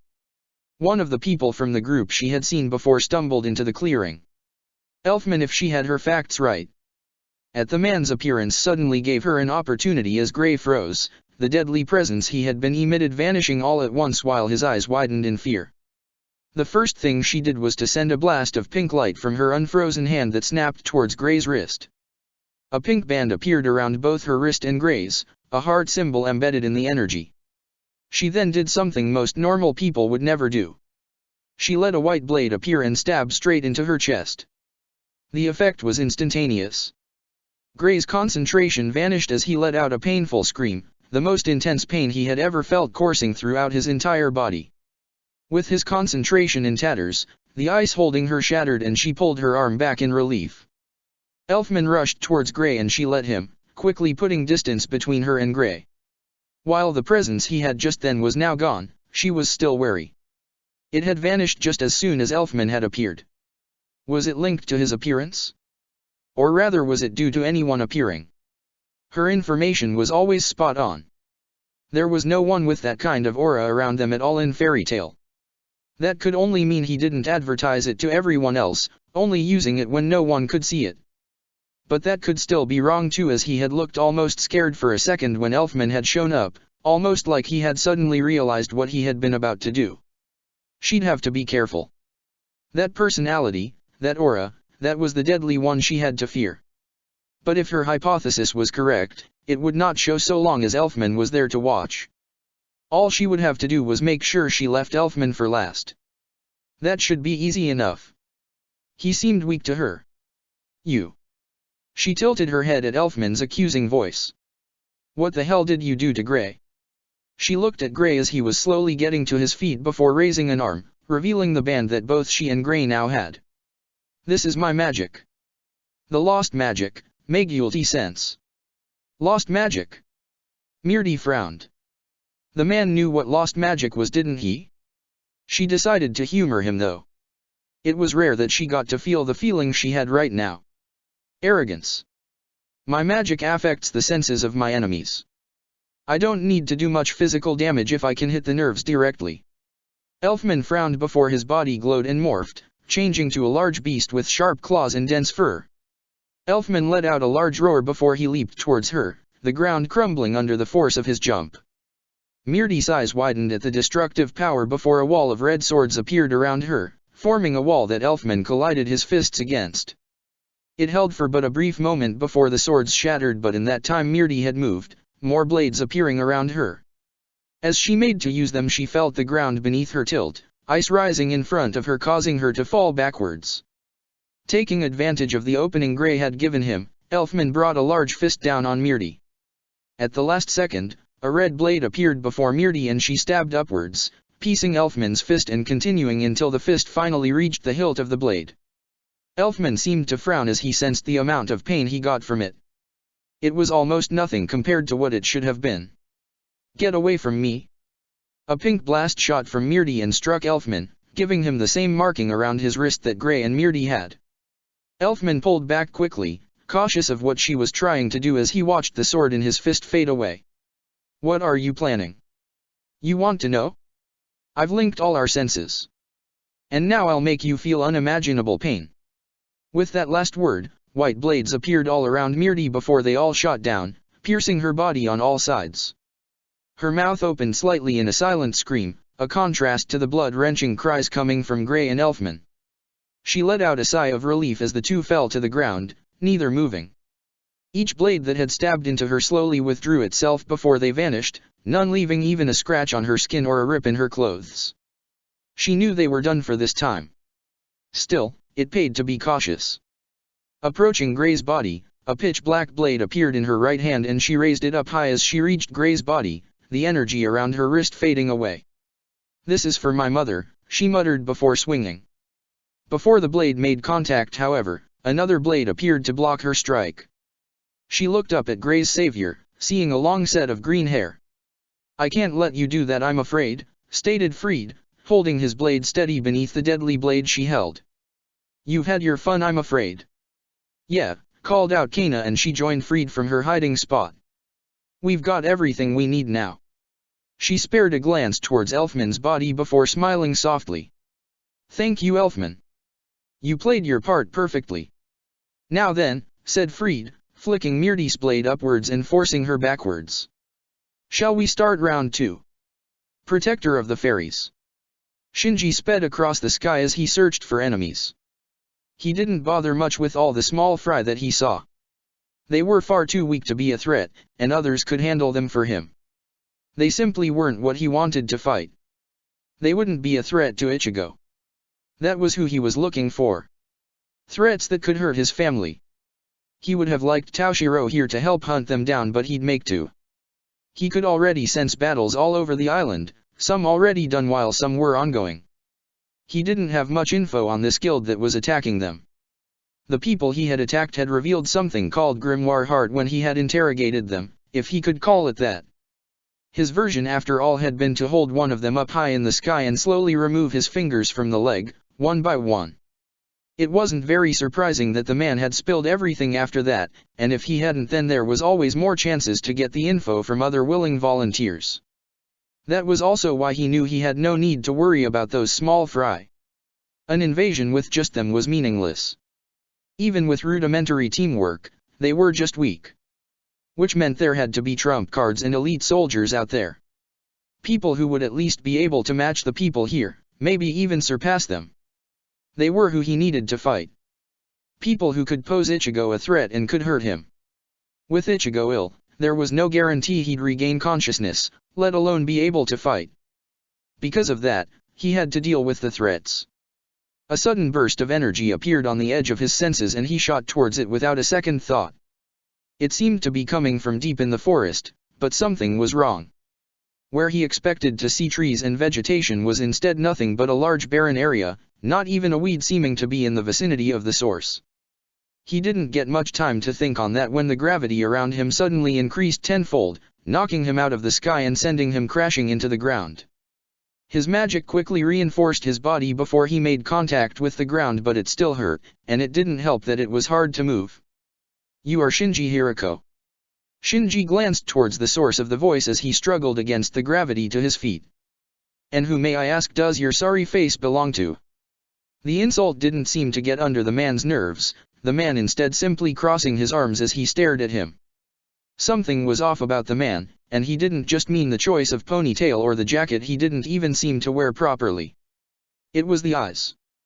How they seemed so neutral, even as he spoke. Like nothing of this mattered to him, and was simply a job to do, nothing more. Blue Note Stinger. Blue Note? Ah, one of those idiots did mention someone with that name. Shinji smirked predatorily. How useful. I wanted to find some of you bigwigs. Who better than Grimoire Heart's own deputy commander? Can you fly? Blue Note asked, not even blinking as he stared at Shinji curiously. They told me to deal with you. So can you fly? Or is it the fate of everyone to fall before me? Shinji just shrugged, or what seemed to be a shrug under the heavy weight all around him. And then he quickly shot forward, a sudden jump in speed appearing the moment he got a few meters away from his previous position as he entered a normal gravity space. He reappeared before Blue Note, already having discarded the sheath of his sword as he held the Zanpakuto up high above him. Before he could even swing, he was sent back by a sudden blast, the source coming from the raised palm of Blue Note. The force didn't let up, so Shinji let his body fall to the side as he went flying backwards until he escaped the deadly pull of the gravity. Using Shunpo he sped back forward, only to stop at the last second on reflex from Blue Note's actions. As he had sped forward, Blue Note had brought his palm back and had aimed it down at the ground ahead of him, and Shinji's cautiousness paid off when the ground where he would have been crumbled a moment later. Shinji inwardly sighed. He had wanted a strong opponent. It looked like he had gotten one. Protector of the Fairies. We've got others. Lucy called over, running back into the camp with Capricorn at her side, two bodies slung over his shoulders. Urza quickly directed her over to the nearest medical bed, or at least what seemed to act as one. With limited supplies and equipment they had to make do with thin mattresses she had lying around in her equip space, but it was better than nothing. Apart from that, the camp had a small set of bandages and a selection of different bits of medicine, Some she was unfamiliar with, but all the labels on them helped guide her. "Where did you find them?" Urza asked, examining the bodies of Evergreen and Bixlow as Capricorn placed them carefully on the mattresses. "Not far out." Lucy sighed. "I think we know what the source of that disturbance had been now." "That we do."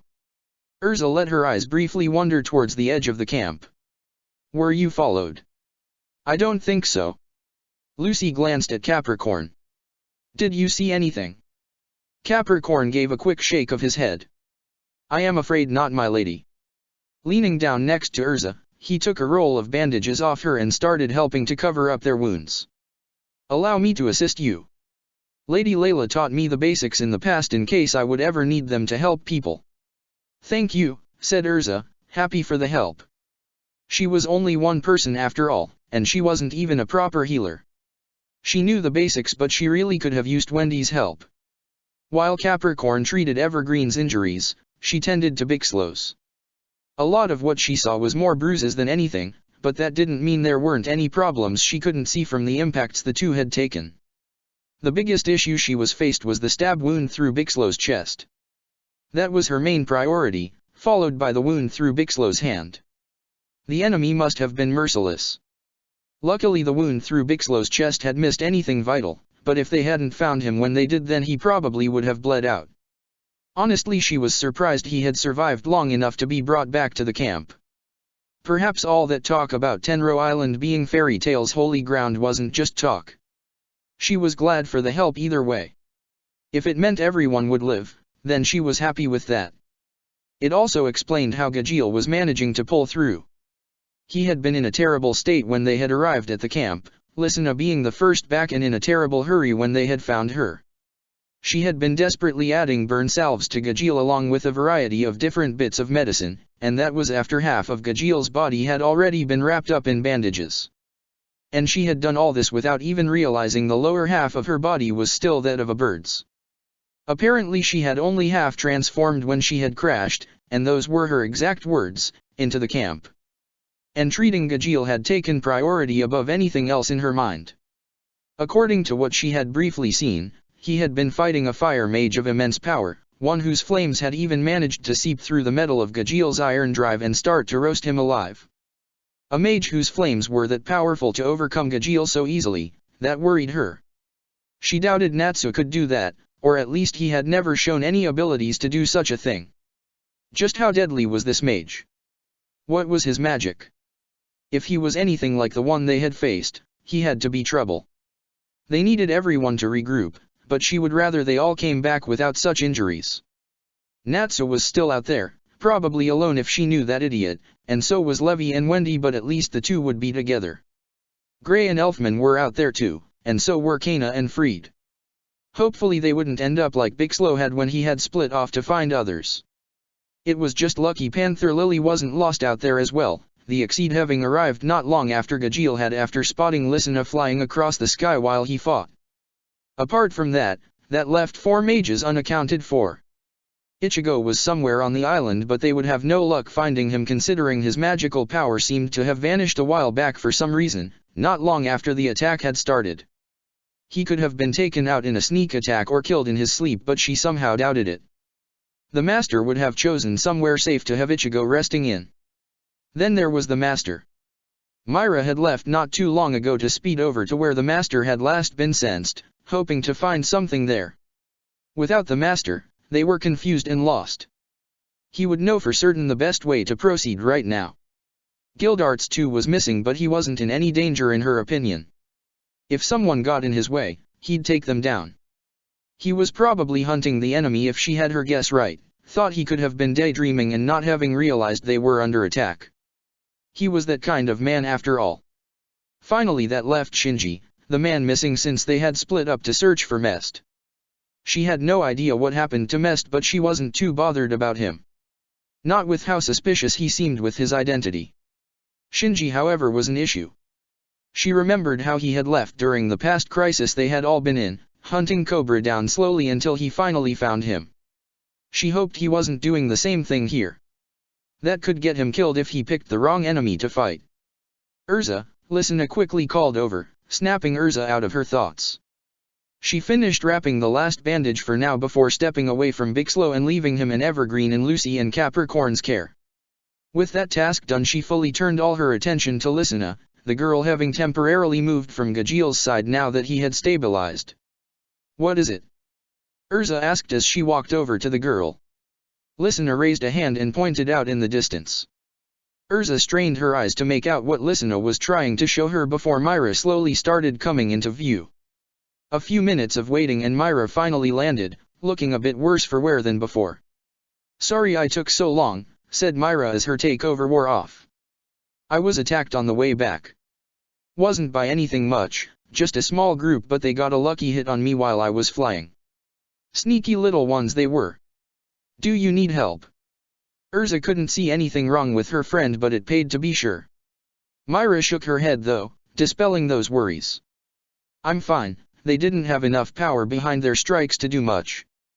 Myra's smile dropped before she continued to speak.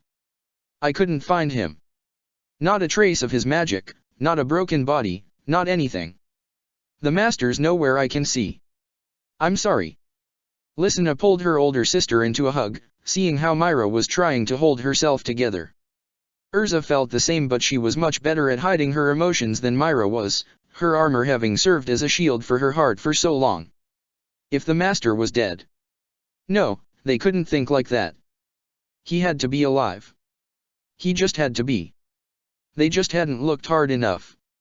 When this was all over, they'd find him walking back in, looking all sheepish and apologizing for making them all worry.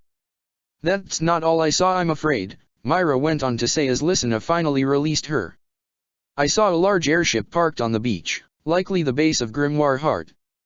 Under normal situations we could launch a proper assault, but—" "I know," said Urza softly. "They had no one to spare on such a task, not when they had this many wounded and unaccounted for. They could do nothing but retreat and regroup until they could finally strike back. They had to be patient. I saw something else too." Even as she said this, Myra seemed confused. "I think they were Magic Council warships, just as the edge of a barrier around the island. I doubt the barrier was Grimoire Heart's doing, going by the chaos outside it, so it is likely ours." "The Magic Council? What are they doing here?" "I don't know. I did see something odd though. Half the ships there were destroyed, but above there was what seemed to be a battle in the sky. Lots of green light and pink swarms of something. Any ideas?" "Pink swarms? Like sakura petals?" "I don't know. Maybe." Urza brought her hand to her chin. It was possible that this was the Shinigami they had met before. What was such a person doing here though? Since a fight was happening outside the barrier, it wasn't much a stretch to assume they had been there from the start. But why? Had they known of the attack? Had they been bait? Or had the Magic Council been there for a different reason? "We can't do anything right now," Urza finally said. "So long as the barrier is up, we can't help them and they can't help us. We can work on taking it down later, but right now we need to find everyone else." "Did you see anyone?" "No, but I did see some strange light at some point coming from back near where the trials had taken place. Should I check it out?" "Don't bother. It was risky enough sending you out alone before when we are such short-handed here as it is. Stay for now. We'll check it out later." Sighing as Myra and Lysina left her, Urza let her hand run through her hair. So many decisions of what to do, and each one with its own consequences. Being in command wasn't all it was made to be. Protector of the Fairies. Fried Justine. Kana Alberona. Threat level, medium. Medium? Only medium. Kana shook her head, letting a hand rest on her hip. Now that's just depressing. Who the hell gets a high rating then? Mirti slowly started to open her mouth when Kana quickly cut her. No, don't answer that, it was rhetorical. Fried leaned down towards Gray's body before he let his hand rest on Gray's chest. A small set on runes spread out from his palm and enclosed Gray within a confided area, allowing him to quickly set up the rules for the small space. Mirti recognized what he was doing instantly and waved a hand towards the sky, a ring of teal swords appearing around her body and the pink wristband of energy reappearing around her wrist. Before she could send them forward, Kana rushed towards her. Not so fast, young lady. Don't interfere. The swords shot forward towards Kana, slicing through any cards Kana had hurriedly sent forward towards them to block their path. She knew instantly they wouldn't be much use in this fight like they had been against Fried. They weren't enough against someone truly trying to kill her. Instead she dodged at the last second, the first sword flying past her neck, almost touching. It was only by chance that her head had turned to follow the blade's path, and that instantly warned her of the danger still present. The blades were still going to continue on past her, towards Fried and Grey, neither who could do much with Grey unconscious and Fried busy trying to set up runes. As the blade started to pass her completely, her hand snapped upwards, grabbing the hilt of the sword and slashing it straight around her. 3 blades got hit along the blade's path and knocked off course before she had to leap backwards to avoid being skewered. Her leg quickly shifted upwards as a sword slashed underneath it before she snapped her foot back down on the blade, smashing it apart. 3 more swords left. She quickly brought the sword she had up to knock one of them away, but the action pushed her too far away from the others to freely stop them. Continuing her spin, she threw the blade straight at one of the others, destroying them both while she herself leaped after the last blade, her fingers stretching out towards the blade's hilt. She managed to grasp the end of the hilt and stop the blade right as it was about to slice through Fried's head, the man in question not even looking up from his work as a thin strand of his hair fell to the ground. "You aren't going to even defend yourself?" mocked Kana, Fried not showing any signs of discomfort from her taunt. "I knew you'd make it in time. I couldn't afford to stop my work. You understand, don't you?" "Ah, what am I saying? The intricacies of letter magic are far beyond your comprehension." How upset Levi must have been, unable to pass on her prized skill to her lone apprentice. "I don't see you using lightning very often, so where's your excuse?" "Funny. Anyway, I'm done. Hold her off a bit longer and don't harm her, for God's sake. You were watching what happened after all." Fried suddenly broke apart into hundreds of runes, quickly scattering in the winds. Mirdi looked at them, a puzzled look on her face as she watched the runes disappearing. She quickly focused her attention back on Kana, the woman standing confidently in front of Grey's body. The runes Fried had placed down before now shone brightly around Grey, their effects unknown to her without dedicated time to examine them. "You were watching my fight." Kana shrugged. "You're not bad, I'll give you that. A very tricky bit of magic you've learned. Very deadly too. I'm honestly a tiny bit afraid of you too. But I've had time to examine your actions, especially thanks to Elfman's assistance. So you would sacrifice one of your comrades in order to defeat us? How does that make you different than any of us if you are willing to go that far? Don't compare us to you lot." Elfman went through with this willingly because he wasn't being discarded. He was simply trying to give us enough time to work out more about how your magic worked. And you think what he showed you was enough? Trust me, it was. Kana shot forward towards her, forcing Mirdi to summon more blades to defend herself with. Teal blades shot forward, but Kana simply weaved between them with ease. "Thanks to him we learned something important. The color of your blades represents something. You revealed yourself to him that your magic lets you strike the nerves, and yet those red blades of yours didn't do that. Considering how much you seem to want to use these ones, they are likely the most basic types, designed to strike the nerves and cause as much pain as they can." As Kana brought a fist forward towards Mirdi, she smirked when red blades burst into existence before her fist. No magic was behind her strike, but Mirdi didn't need to know that until Fried was done with his task. Those red blades did almost no damage to Elfman and yet pierced his skin so easily in his takeover form. "Way I see it, those blades sacrifice all that internal damage in exchange for greater structural integrity. They are definitely much stronger if you can afford to use them as shields, and their sharpness is equally as dangerous, even if they don't seem to do much damage. Want to really see how deadly my blades are?" Mirdi grabbed one of the blades and swung at Kana's midsection, attempting to slice her in half. Kana simply leaped backwards as Mirdi tried to hit her, letting the sword harmlessly cut through the air. Kana smirked at Mirdi as she avoided the follow-up attacks with the blades. "You know, I don't really want to find out how deadly they are. The way I see it, you don't just attack nerves. You control them. It isn't that those blades don't hurt if I'm right, it is rather that the pain simply doesn't register. You sacrifice any pain the enemy would normally feel to strengthen it, right? Mirti's only response was a scowl. I am, aren't I? I knew it. I love being right. As Kana went on to say more, a speck of gold caught her eye. A yellow blade slashed through the air moments later, right where she had been before she had moved. 3 more came down at her from above, and she smirked when she saw how they seemed to alter their paths quite dramatically as she tried to run. So that is what the yellow blades can do. They seem to have a lot greater mobility than the others. Leaping upwards, Kana shot a palm out to connect against the flat edge of one of the blades before they could pass her. The blade instantly shattered as she did the same with the others before they could get away from her.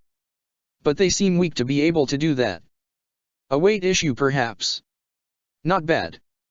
Your biggest strength revealed to us is your ability to link senses, Fried suddenly stated from behind her. Mirti's head snapped round, seeing him behind her by Elfman's body, a set of runes enclosing Elfman in just like they had with Grey. What do you call that power? Sensory link. Makes sense, I suppose. And of course that is why it is such a powerful ability. We couldn't afford to attack you while you still had Elfman and Grey under your control. Mirti's head shot between the 2 fallen mages, her eyes glancing at the still glowing wristbands around theirs and her wrists. My magic is dash. I know, but I think you'll find they will no longer feel the pain. I've instructed my runes to not allow anyone inside them to feel pain, which should prevent any sudden shocks from happening if we were to strike you directly. So you think that will stop me? Screamed Mirti, hundreds of blades appearing around her. They were mostly the colors they were already familiar with, but some green and purple was mixed up in there too. I'll kill you both and then kill them myself. I won't let anyone stand in my way. Ah, said Kana worriedly. Didn't expect her to get that mad. This is why we have trump cards ourselves. Kana looked at Fried in shock. You mean you're going to dash? Yes. I may not truly want to kill her, but I cannot afford to go at her with half-hearted resolve. Fried drew his blade before he slashed in front of him, runes appearing before they attached themselves to his chest. Dark creature, absolute shadow. Shadows gathered upwards around Fried before the upper half of his body got covered in a strange set of dark plates of armor, large shoulder pads on each side along with a menacing mask on his face that seemed to make his eyes appear red through the slits in it. That's different, isn't it? Stated Kana as she watched the transformation. Indeed. I dare not use my darkness spell in fear of the results. No point winning if I go on a rampage afterwards. Besides, shouldn't you be taking a drink? Kana smiled awkwardly. About that, I only had a bit with me. I already drank it. You better not need it. Kana shrugged. The alcohol was a double-edged sword in some cases. It only took her so far, since its true power was to help push past those boundaries you couldn't normally get past in confused states. It wasn't necessary for the magic, rather it only meant that she needed little concentration to enter that stage so long as she could get drunk. It took her no further though. Without the fear Fried had used against her though, she was free to think clearly. She remembered what the sensation was like. All she had to manage to do was force her way into that mindset. Actually succeeding, that would be hard.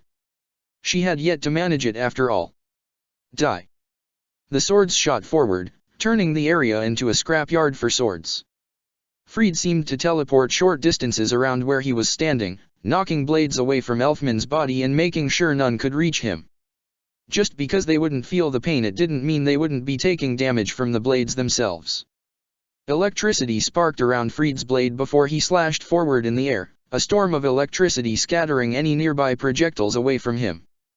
Kana meanwhile had a harder time, rapidly having to deflect blades with her palms as they shot towards her and Grey. A teal blade scrapped her side, barely leaving a scratch, and yet she felt the pain it could inflict firsthand. It was excruciating, but she could manage. And she had to as more blades hit her. Luckily the majority were red blades, but a lone green blade did leave a long cut along her leg. She missed the smirk that appeared on Mirti's face as she saw the blade hit, nor did she hear the quiet words the girl muttered to herself. Got you. Purple blades suddenly shot at Kana, the mage looking at them questioningly. Those and the green blades were the only ones she had yet to learn what they did. Mirti hadn't used them before now. What made them unique? What made them dangerous? It was probably best not to even find out if she could help it. She struck out with the palm, preparing to shatter one of the blades as she dodged it. As her palm connected though, there was nothing. Nothing but a cry of worry from Fried, asking what she was doing.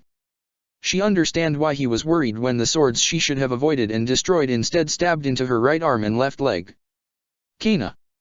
Fried rushed forward, darting between blades in bursts of shadows before Mirti sent a number of blades speeding back towards Elfman.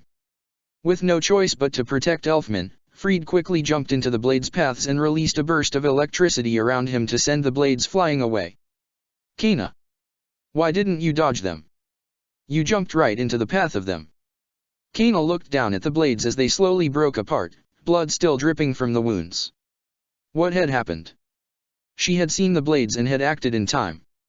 She was sure of what she had seen. So how had they still hit her? Come on, jeered Mirti. Surely you know what happened?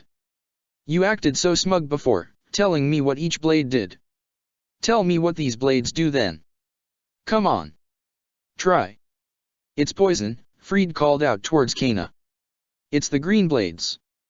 I've dodged purple blades easily without problem. He's right, you know, commented Mirti, letting one of the green blades appear in her hands. Green is such a lovely color. One cut and things get a bit messed up. Combine them with my purple blades and they seem to be perceived differently than normally. Mirti raised her hand above her head. Now die. She swung her hand before Kana, blades speeding towards her. Fried tried to move forward like before but was forced back by the number of blades being sent at him. He wouldn't make it in time, and he also knew Kana couldn't move out of the way or Mirti would hit her original target. Gray. Kana struggled back to her feet, trying to block out the pain in her leg and arm from the stab wounds. It wasn't easy. If she had some alcohol. That was it. She had no way to think it would be perfect, but she might just be able to do it. The alcohol didn't get rid of the pain after all. It merely pushed it to one side until the effects wore off. If she could quickly replicate that. But how? She had tried hundreds of times and hadn't ever succeeded. Pushing past those limits without any catalyst like getting drunk was hard. She had to push her concentration to the max, and a single bit of pain could potentially push her out of that mindset. She had to do it anyway. If she didn't, Gray would die. She just had to remember. Remember the feeling the alcohol caused as the pain vanished. Having it present, and then to just slip away. She didn't notice how the blood from her wounds slowly started increasing, not realizing it was slowly working as her magic sped round her body, pushing all internal functions into overdrive and causing her blood flow to increase to supply all the energy she needed around her body. All she did notice was the feeling as everything seemed to become quiet in her mind, the pain drifting away to one side, not gone but not there either. And then as the blades were about to reach her, she moved, darting between the blades in moments with kicks and palm hits as she shattered them all, only the disintegrating shards getting past her. Mirti looked at her in shock, a shock Fried and Kana both instantly knew they had to take advantage of, especially as Kana's sudden jump in power was unlikely to last very long. At one they both rushed forward, Mirti snapping out of her shock to quickly send blades at them. They refused to retreat this time, no matter what. Kana snapped out with her limps, knocking blades to the side or outright destroying them as she rushed towards Mirti. Fried did similar tactics, a shout of, "Dark creature, reflect!" knocking the blades to the side as they hit the runes. As Fried reached Mirti, he swung his sword down at her. Dark creature, destruction! A burst of purple light wrapped around his blade and sped of the blade in the arc he swung in, knocking Mirti straight back even with her red blades forming a shield in front of her. Fried could smile though. He got what he needed to achieve. As Mirti was sent flying backwards, Kana brought back a fist and aimed it straight at Mirti's back. Red blades burst around Mirti quickly as she saw the danger, but it was too late. Kana's fist hit the swords before it shattered them to pieces, her fist going through the remains and hitting Mirti clean on. To the girl's pride, she didn't scream at all in pain, or even wince. She was simply sent flying away until her body hit a tree and fell to the floor. Kana and Fried started moving towards her when their arms seemed to flash, a wristband of pink around their wrists. Fried glared at his in shock. When did she dash? He was cut off by the most excruciating pain he had ever felt in his whole life. It felt like his nerves were on fire, and he didn't even notice how his absolute shadow form ended from the pain. Kana was in a worse state, the pain knocking her out of the mindset she had desperately struggled to get into, along with reawakening the pain from her previous wounds with a vengeance. As the pain subsided, they still managed to hold on to consciousness, Mirti slowly getting to her feet with multiple white blades sticking out of her. How? How are you doing this and not getting hurt yourself? I'm not getting hurt. Mirti honestly seemed confused at his statement. I am. What? Fried looked at the blades again in shock. But why not use them against us? Why include yourself in it? Mirti let the blades pull out of her flesh, no wounds being left behind. These are what could probably be described as my righteous blades. They leave no marks, only attacking the nerves directly, far surpassing the pain felt from other attacks. But I must be willing to take the pain too. They won't pierce the flesh of anyone else but me. That doesn't explain why you can do that, said Kana, slowly forcing herself to take a step forward towards Mirti. Mirti looked at her strangely before shrugging. I have had plenty of practice. It hurts no less than it does you, I just know how to deal with it better. She looked at them darkly before two black blades appeared at her throat. You saw these before though. Would you like to know what the black blades do? Don't try it. Fried took another few painful steps forward, his eyes glancing at the runes around Grey and Elfman. Pain won't reach them. Pain won't, but this will. Mirti tapped one of the blades by her throat with her hand, taking care not to scratch her skin with them. They're a little bit different than the rest of my blades.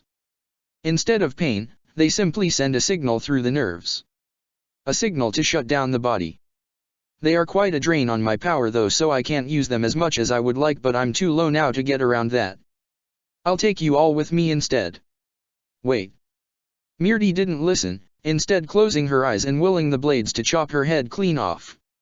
If she was going to be beaten, she would take her own life and take down all those who could pose a threat to her altar. And with this she would get rid of Grey, the man her mother despised above all others. She was happy to die. And yet the blades never moved. They refused to obey her. She opened her eyes, expecting to see the fairy tale mages in front of her, somehow holding the blades back. They weren't. They were still standing all the way back where they had been, give or take a few steps. Fine then. If her blades didn't move, then she would move for them. She tried to step into the blades, but her body refused to move. Why? Why was everything betraying her, right when she could kill them all? Small droplets of water slowly started falling down her face, Mirti barely registering that she was crying. Why? Why couldn't she die? What was stopping her? Her eyes shot upwards as she saw the sight of Kana, much closer than before. She willing the blades to strike out, but they still refused to obey. Why? She was so close. She couldn't stop here. Kana slowly pulled the blades away from Mirti, no resistance being found as the blades slowly faded away as Mirti finally released her hold on them.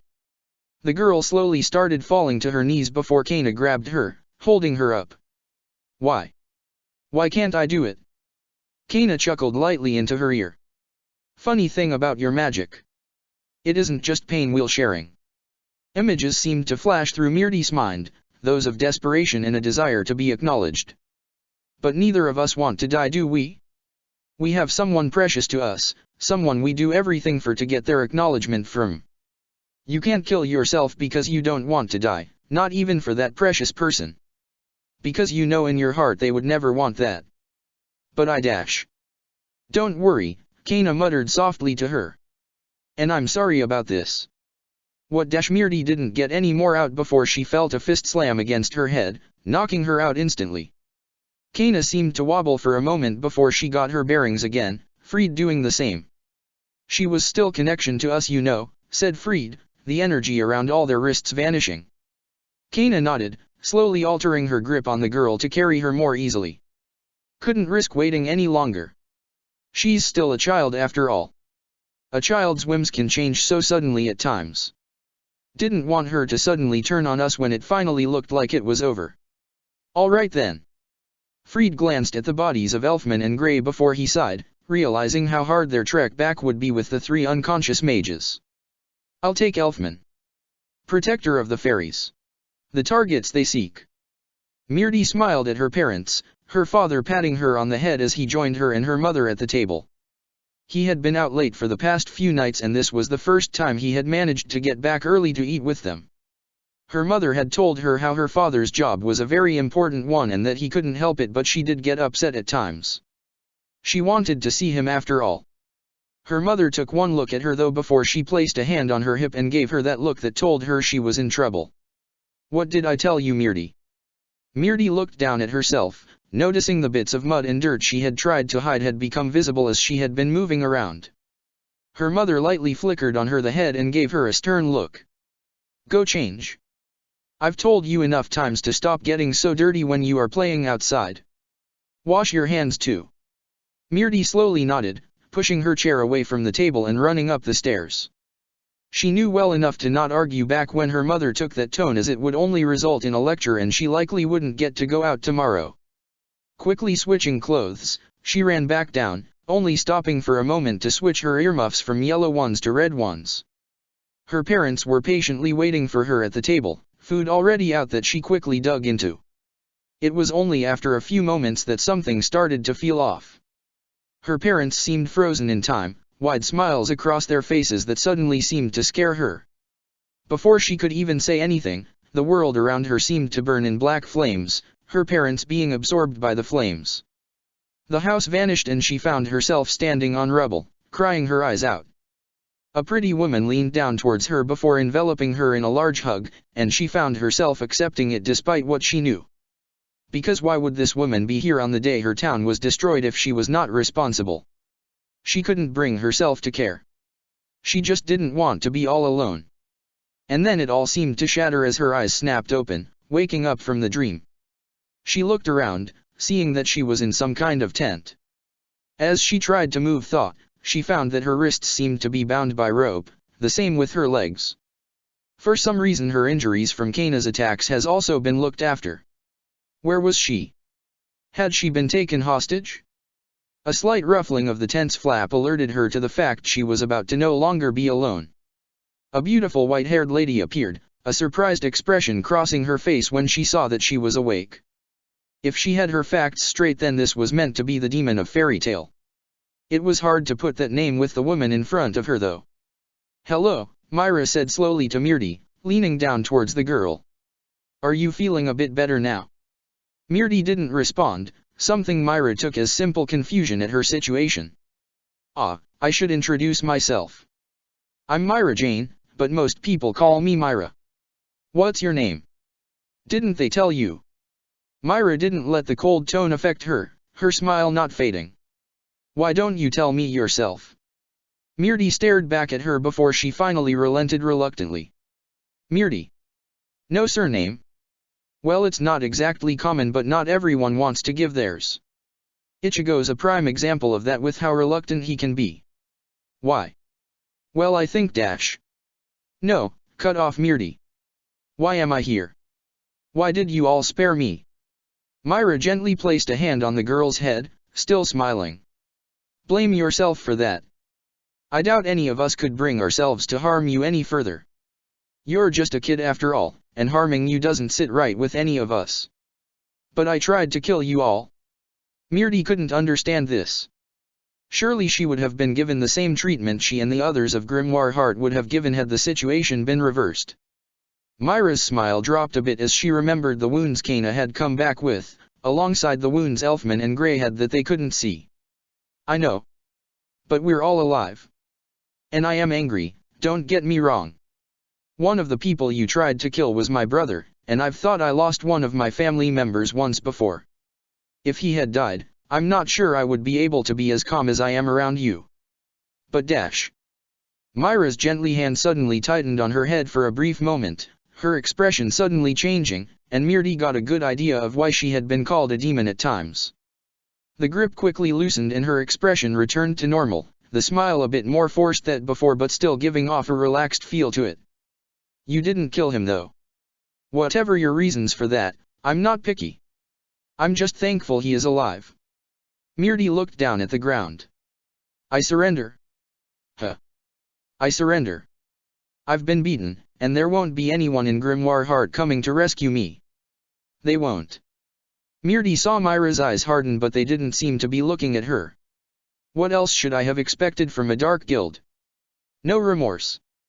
Did none of them care for you? Altair did. Mirti quickly tried to cover her mouth because of outburst, only to remember her wrists were tied, instead being forced to simply blush as Myra seemed to smile at her. Who's this Altair? Is she someone close to you? My mother. Mirti muttered quietly. Your mother? Myra frowned. Surely she would come back for you then. An idea suddenly popped into Mirti's head, encouraging her to say her next few words. I only said no one in Grimoire Heart would come to save me. But that. Myra's eyes widened as she realized the hidden meaning in those words. I see. So she pretended, did she? Altair wants only one thing, and she doesn't want what Grimoire Heart wants. If I can help her fulfill her dream, I'll do everything I can. I'll tell you everything about Grimoire Heart. Whatever you want to know. And in exchange, delaying them is more than enough. Myra smiled happily at her. Okay then. I've got quite a lot of questions. I hope you're ready for them. Protector of the Fairies. Azuma looked up at the giant tree in front of him, marveling at the power he could feel within it. The great Tenro tree indeed. It certainly was magnificent, so full of life and energy. It even seemed to be the source of all the defenses on the island too, as he could feel its power spread out towards the sea and beyond, only stopping as it hit the barrier. It seemed every single organism on the island gave this tree power. The plants, the animals, they all supplied energy through natural means for the tree to use, and there was a treasure trove of magic stored within it for situations like this. Had Fairy Tail had a bigger warning of their attack, they could have generated an impossibly strong barrier and hidden behind it for years, and they would have likely never broken through.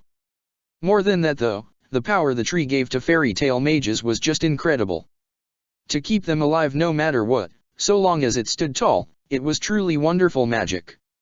It was such a shame about what he was going to have to do. To steal such energy, if didn't sit well with him. Orders were orders however, and he owed a lot to Master Hades. He placed his hands down on the base of the tree, his great tree arc magic allowing him to access the tree's power. It was more complex than he had first imagined when he had finished linking to it. He had first suspected that perhaps the tree had been created through the lost magic that he used, but now he wasn't so such. The tree's essence seemed so complex and powerful, he wasn't sure if he could even understand it all. What kind of person could create such a thing? Perhaps it was even simply a natural wonder of the world. There were plenty of incredible things all over the world after all, and he had seen plenty of them firsthand. With his power now connected with the tree, he could feel everything on the island. Where his allies were, where the Fairy Tail members were, even where the natural inhabitants were. There was even such strange sensations on the island too, one of such immense power that he could barely scratch the surface of understanding or tracking it. Was that perhaps Ziref? Had they managed to awaken him? What else could explain this massive presence he could feel? He could leave Ziref to the others though. If the great Tenro tree couldn't pinpoint the man's location, then he wasn't going to search in vain when others could do that instead. He wanted his opponent to appear anyway. The Shinigami. Where was he? If Ziref was simply everywhere to him, Ichigo was nowhere. The man had to be on the island, and yet he wasn't with any of his friends, and he wasn't alone somewhere either. At least he was not in the camp, as he knew Master Hades would get upset if he stormed the place just to fight one man. There was something off though. It was like there was a void on the island where he could not sense anything. At the edges was a massive presence, and yet within it was nothing. Could that be where Ichigo was hiding? It was hard to tell, and he couldn't just run around in hope. Whatever was causing that void was not due to the great Tenro tree, that much he knew. Perhaps he could lure Ichigo out of hiding with enough motivation though. If he started draining all the magic away from anyone with Fairy Tail's mark, then he was sure to come running.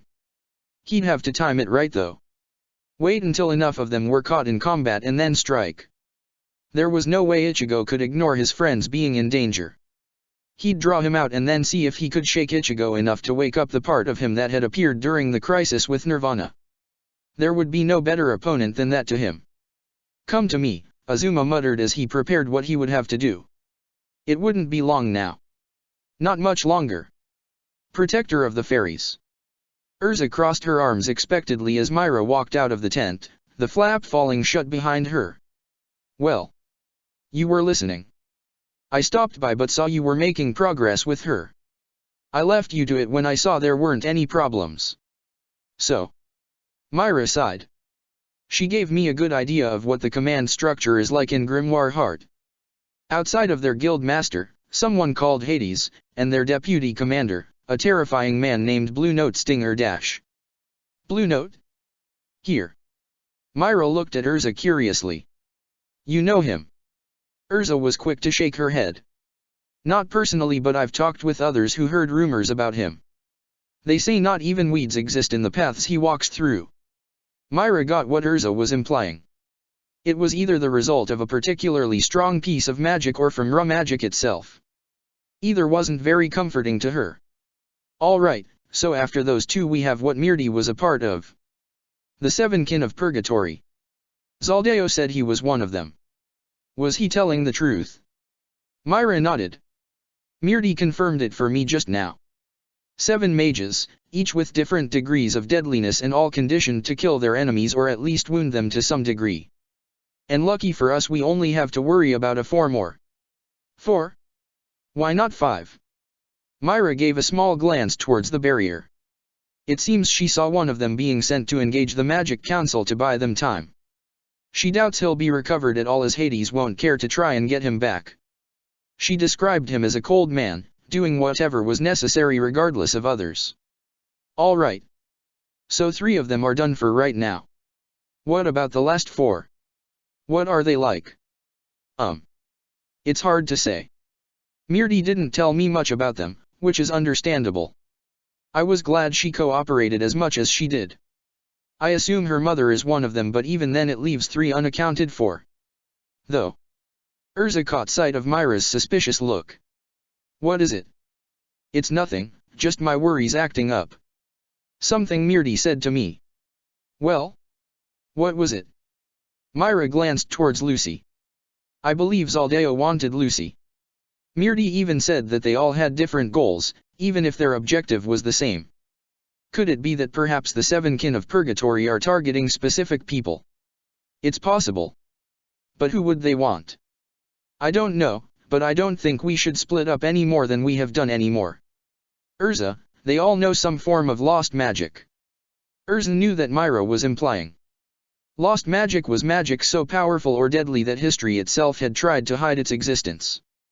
And if they all knew that kind of magic, who knew what they were capable of? Lost magic. Targets. Urza snapped her head towards Gajeel, her mind flashing back to what Lysina had told her. "I think I know one of their targets." Myra's eyes widened in horror. "Natsu. We need to find him quick. Send Fried and Kana out there. I know she's wounded, but there isn't much choice in the matter. If there is a mage who can use fire this powerful, Natsu may be in danger. There are more than just dragon slayers out there in the world if the legends are true." Protector of the Fairies. It was getting late as Laxus burst along the sky. He had been pushing his body as hard as he could to maintain his lightning form, not willing to abandon the incredible speed he got from it.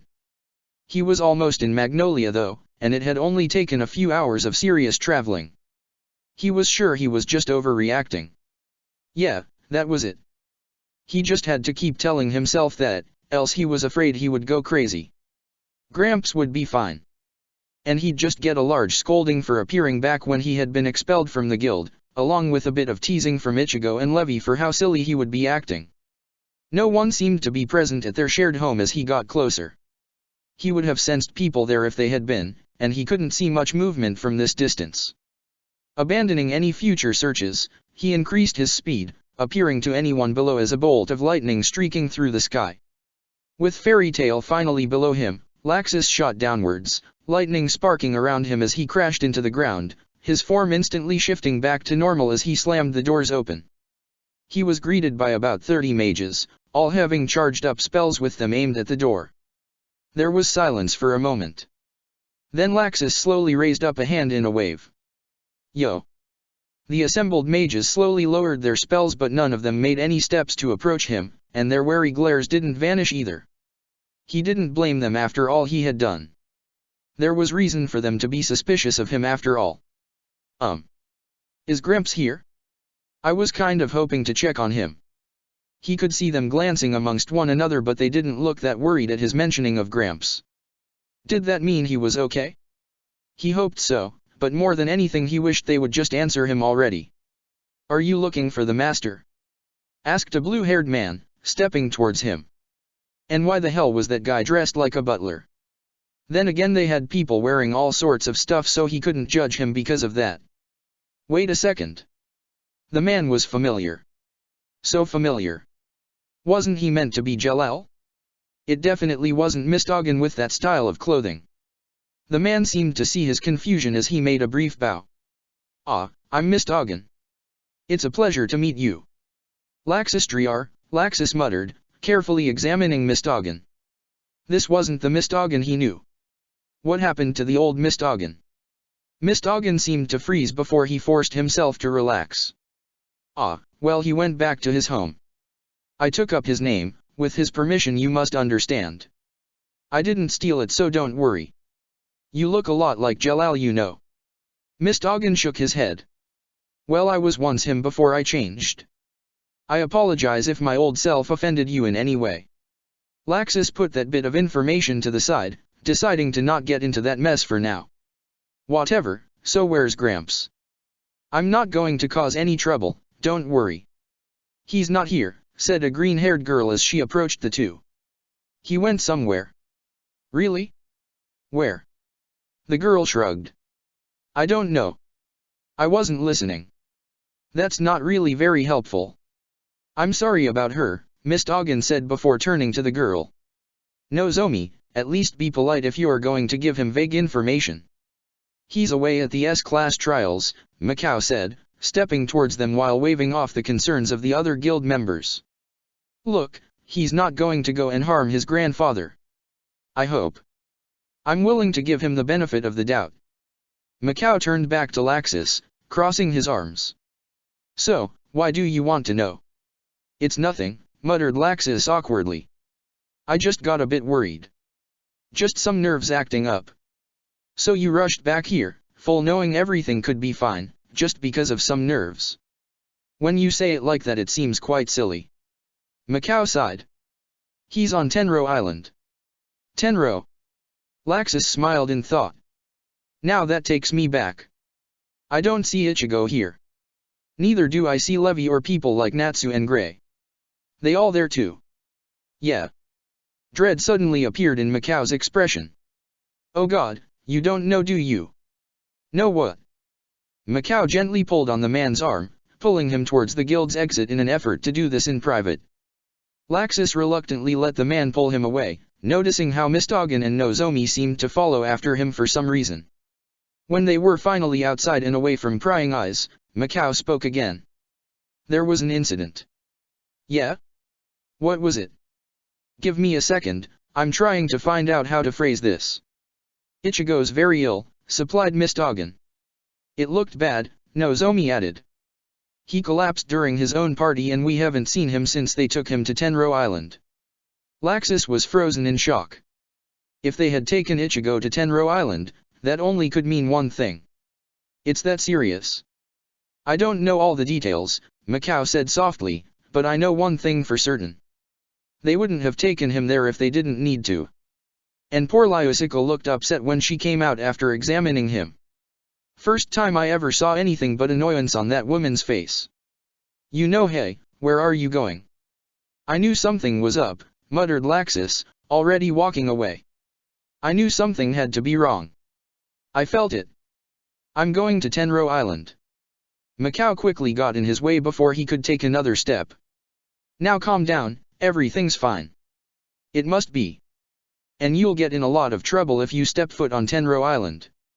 You aren't a member of Fairy Tail anymore, and I'm sorry about that, but it's the truth. You think I'll care about that?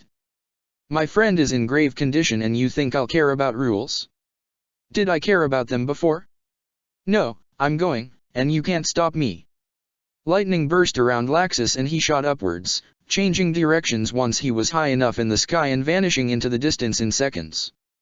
Macau sighed as he watched him go before he noticed Mistogan and Nozomi seemed to be leaving too. Hey, where are you two going? Mistogan paused, looking back over his shoulder towards Macau. To get a boat. I haven't been able to shake a strange sense of uneasiness for a while now. And Laxus must have felt it if he rushed back so quickly from wherever he was. Macau wanted to argue against the action but he had been feeling the same thing as well. He instead let out a sigh, waving a hand towards them. Head to the nearest port and hire us out a decent-sized boat. Don't worry about cost, I'll get some of the others to help pay for it. Maybe this is just nerves and we can leave it at that, but at least we won't have to worry for too long. What will you do? Asked Nozomi. I'll find some others to help out. There'll be others who won't mind coming along. Just hurry up and get that boat. If it is booked then I can't change my mind later on without wasting money. Now go.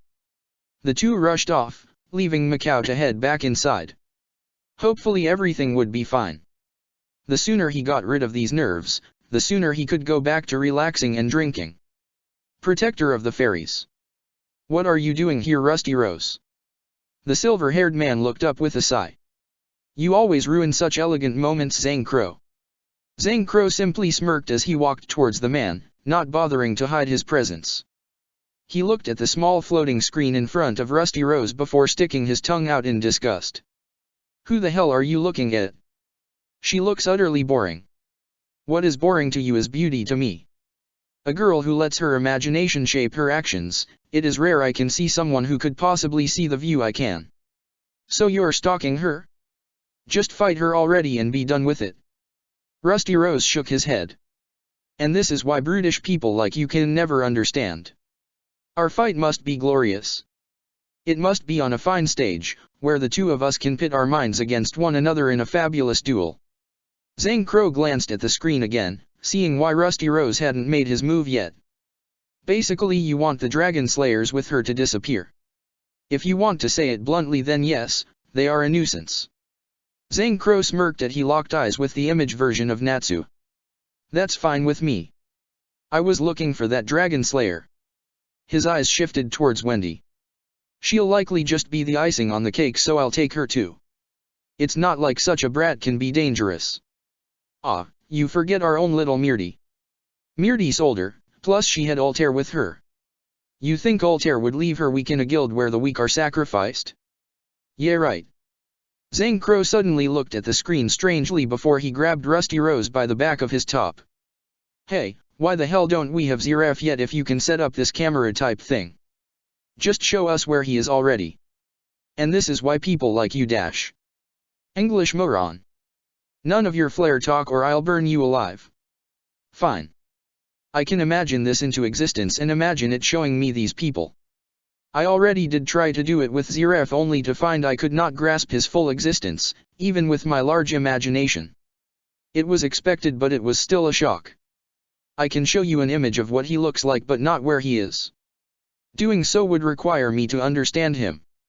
An image of him just requires a surface look. Zhang Crow didn't look like he truly understood but he released his grip regardless. The explanation was enough to convince him that Rusty Rose wasn't suddenly betraying them. Has this happened before? On occasion. It's rare it happens and certainly never on such a large scale. I once did it on Master Hades as a test and got a very blurred image. Same with Altair. Serves you right for trying to spy on them. Zhang Crow tilted his head towards the great Tenro tree. Shouldn't that be down by now anyway? Azuma is meant to be dealing with it after all. You know how he is. He seeks opponents he believes can challenge him, and will do whatever it takes to fight that target once he has his eyes locked on them. He's likely planning just the right moment to act, a time where the stage will be perfect. Besides, you shouldn't be worrying about him. Blue Note has decided to go out and play. Zhang Crow grimaced. Damn. He better not take my prey. They'll mine. I share you sympathies. Blue Note will stomp anything in his path if we aren't careful, and I don't want my big stage to be ruined by a rampaging monster. Maybe his own target will keep him distracted for now. Blue Note has a target. Zhang Crow couldn't hide his shock. But he was so bored during the meetings. Does that mean dash? Whatever he is doing is under Master Hades' orders, and we are not privy to such information either. Doesn't it bug you, how despite Kane's weak strength, we didn't even get stopped going through that barrier around the island? And how fighting still continues even now? I had a good look early too. Would you like to see yourself? Zhang Crow nodded, watching as a second screen appeared and showed the events taking place outside of the barrier. Is that dash? A hollow. A very unusual one, but a hollow all the same. Notice the empty hole near the neck. It represents their essence as a race perfectly, empty with a desire to consume everything to fill that void. The question that bugs me is why Master Hades is working with such creatures. Are we, the instruments of his will, not enough? He's got to be using them. Master Hades would never be able to be threatened. Perhaps. The world of dark guilds is a world of games to the masters of the top guilds. It never matters who is stronger, even if they are being blackmailed or controlled. All that matters is who achieves their goal first.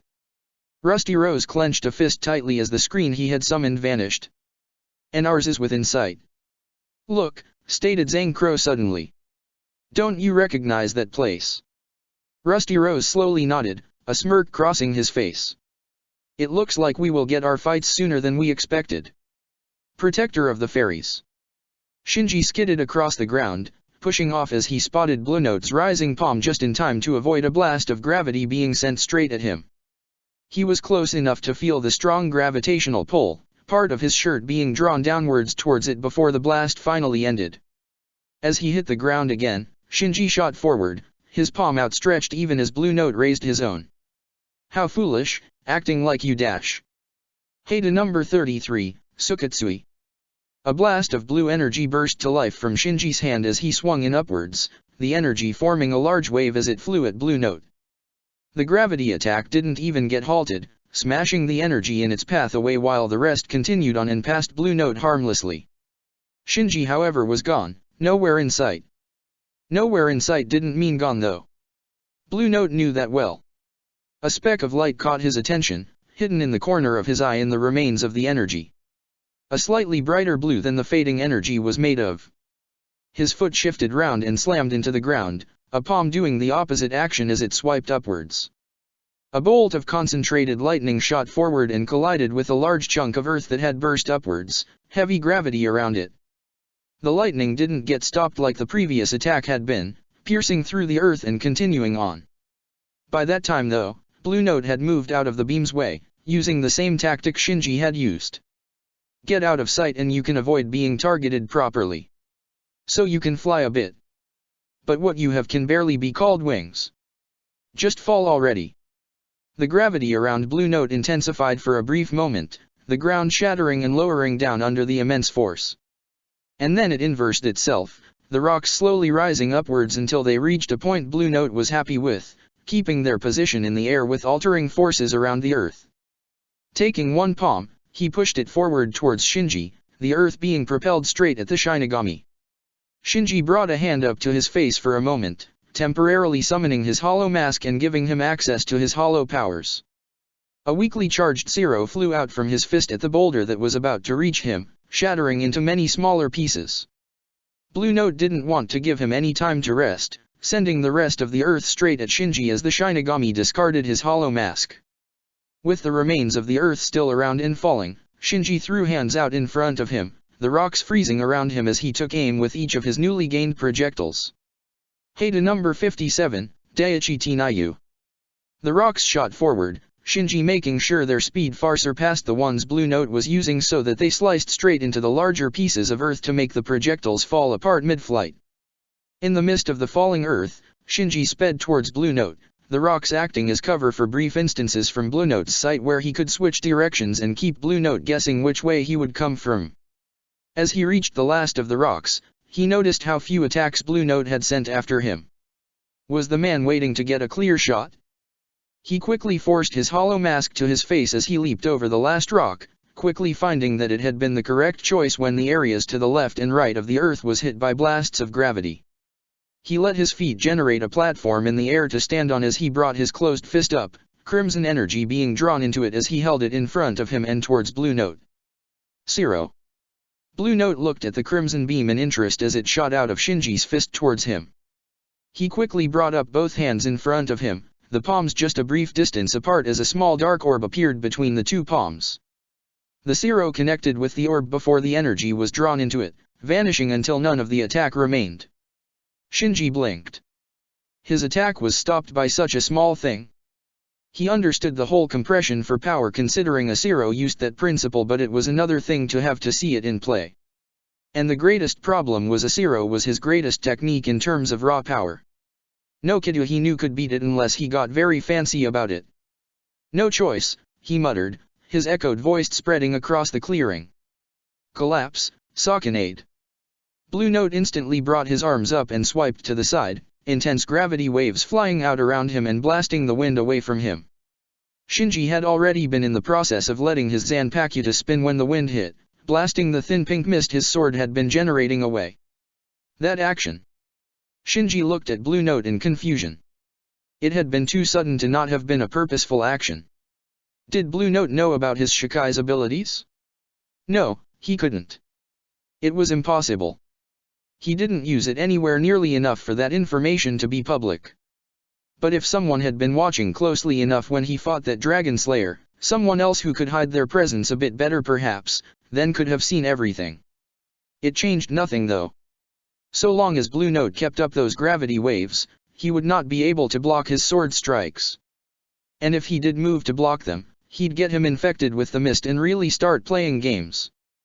He didn't take his hollow mask off as he shunpoed towards Blue Note, knowing he might still need its additional power.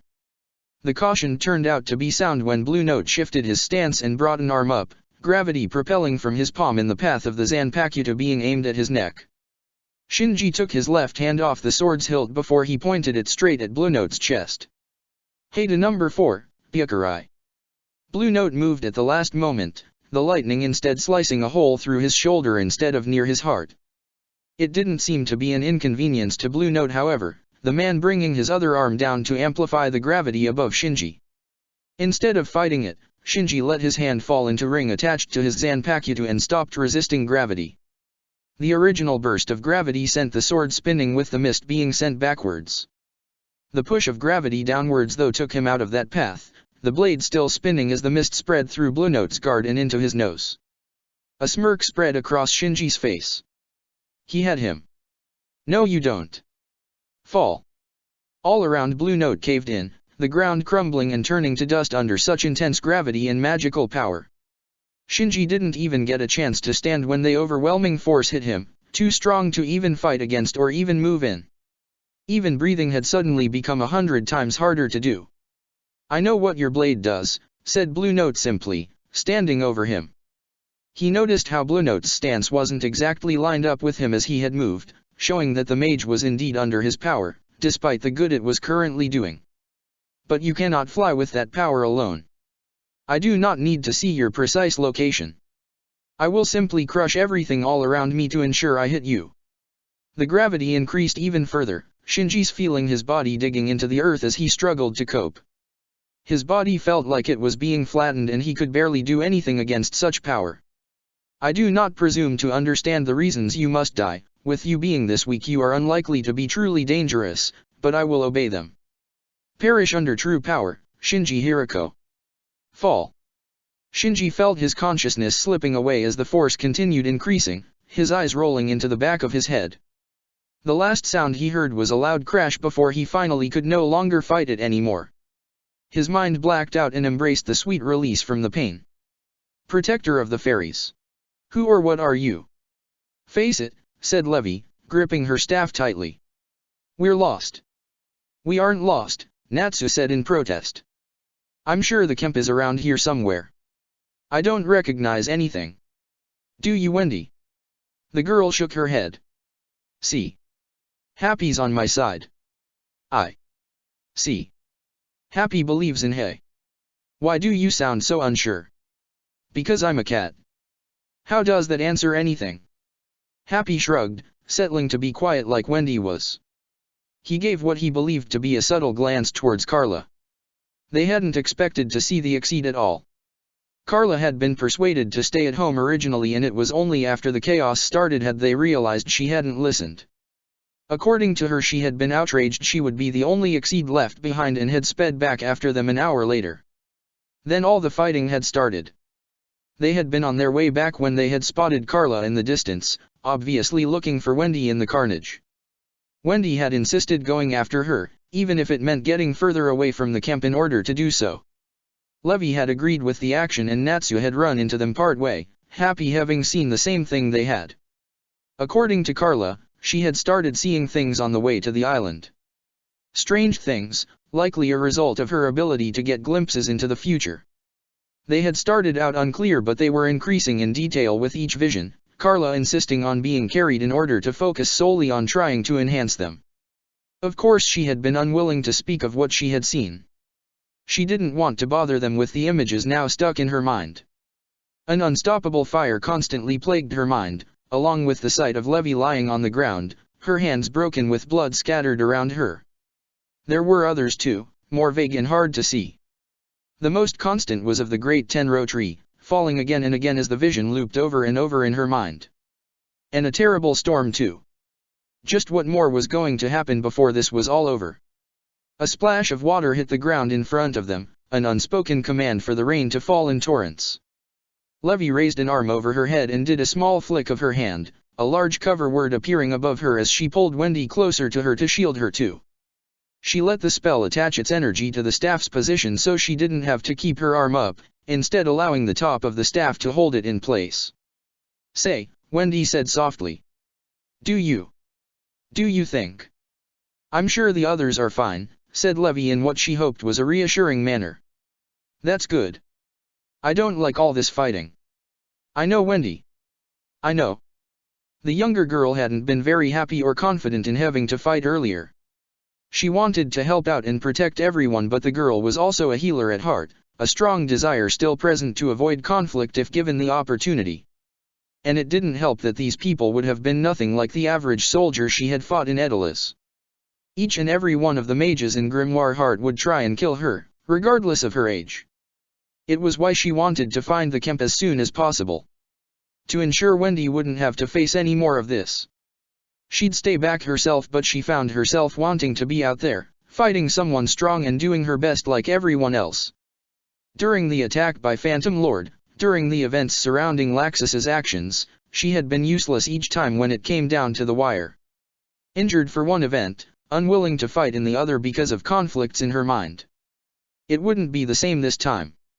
She refused to let it be the same. She noticed Natsu had suddenly stopped. He seemed suddenly unbothered by the rain falling all around them, not trying to seek cover at all. "Natsu?" The dragon slayer didn't answer, instead sniffing at the air and seemed to freeze, as if unsure at what he was smelling. "That's strange." "Natsu?" This time Natsu did snap out of it, turning towards Levi curiously. "Did you say something? Are you okay? You were so strange just then." Natsu shook his head. "I'm imagining it. I must be." She couldn't help but notice how Natsu's fingers seemed to grip onto his clothes to stop them from shaking. Even his smile seemed a bit forced. "It's nothing. Just a strange smell." "Natsu. You're shaking." Natsu looked down at himself. "Huh? Imagine that." "I am." Wendy seemed just as concerned as Levi was. "You aren't like this normally." She sniffed at the air herself before she seemed to smell something strange too. It didn't fill her with a sense of fear like it must have done Natsu, but it did make her uneasy. It was like when she had first met Natsu and Gajeel each for the first time, only instead of being a friendly smell it was one of warning. "I don't like this," Natsu finally said. "We should turn back. Leave where we are." "Oh, it's too late for that, little dragon slayers." A blonde-haired man shot down at them from above, his feet smashing the ground as he landed. "You should have run the second you smelt me." Flames burst to life around Natsu. "Who the hell are you?" "Oh? So you can feel that fear and yet aren't afraid enough to stand against me? That's a surprise. Perhaps I should introduce myself to you puny creatures. The man did a mocking sort of bow, his smile widening crazily. Zhang Crow, one of Grimoire Heart's finest. As Zhang Crow's head dropped, Natsu shot forward, smashing his fist against Zhang Crow's head and sending him flying back into the forest.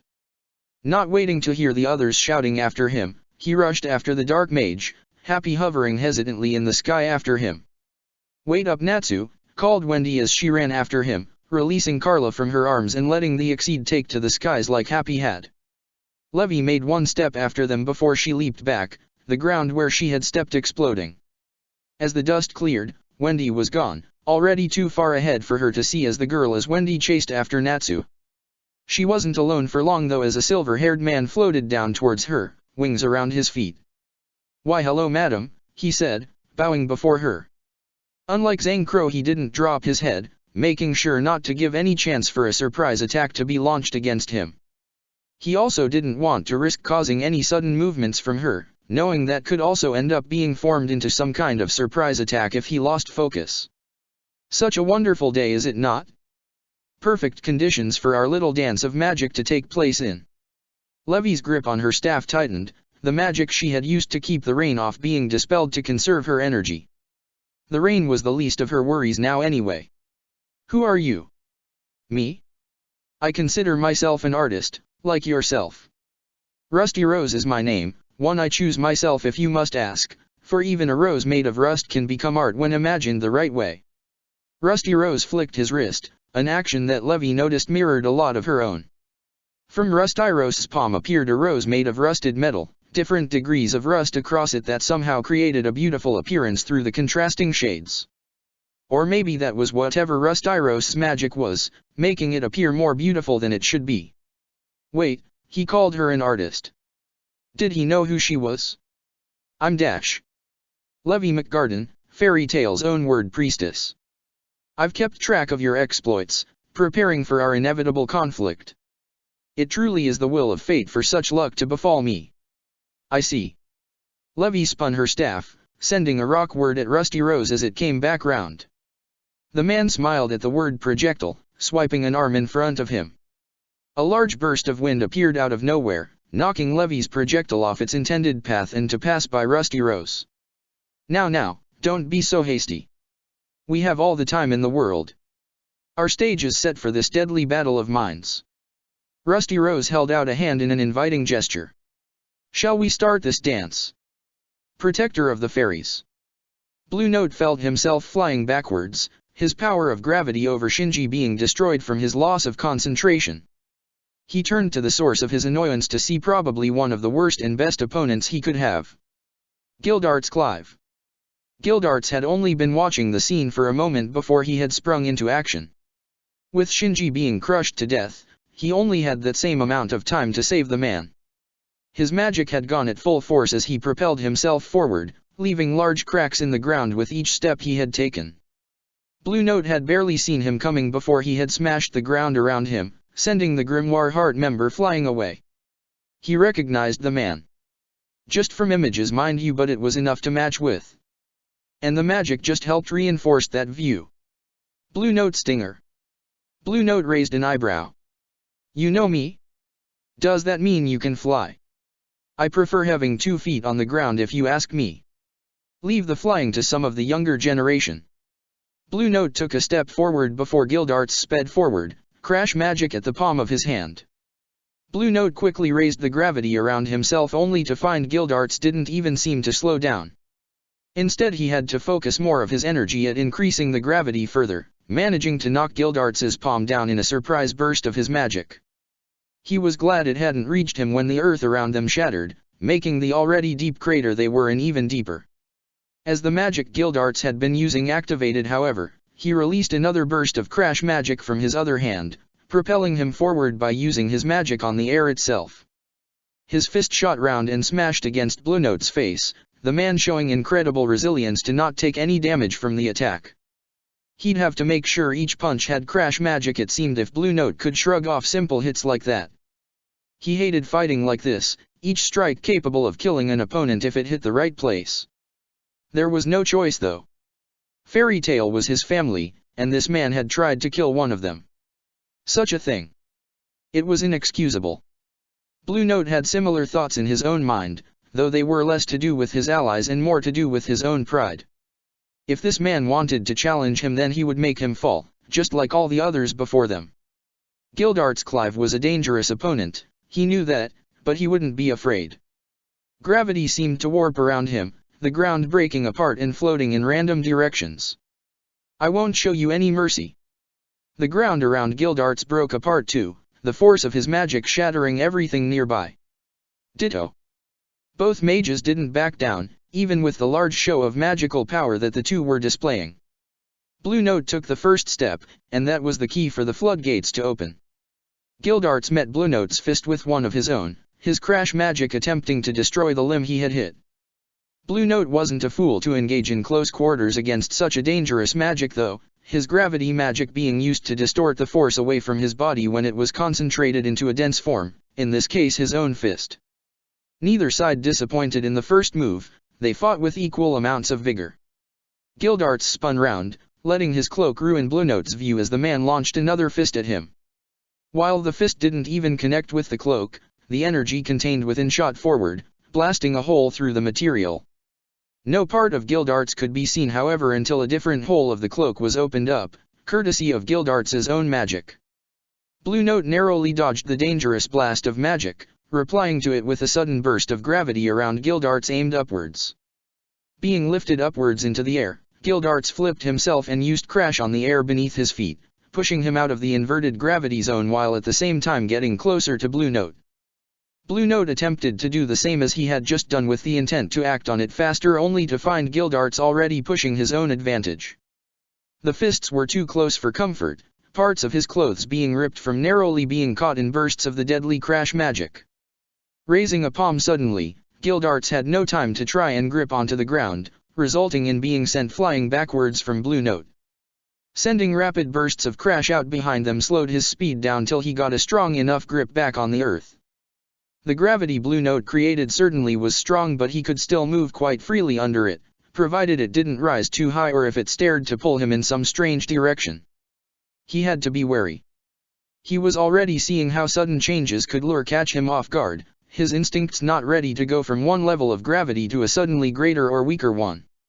This is going to be a tough one, muttered Gildarts, stretching his prosthetic limbs in a quick test of their reaction rates. Come on then.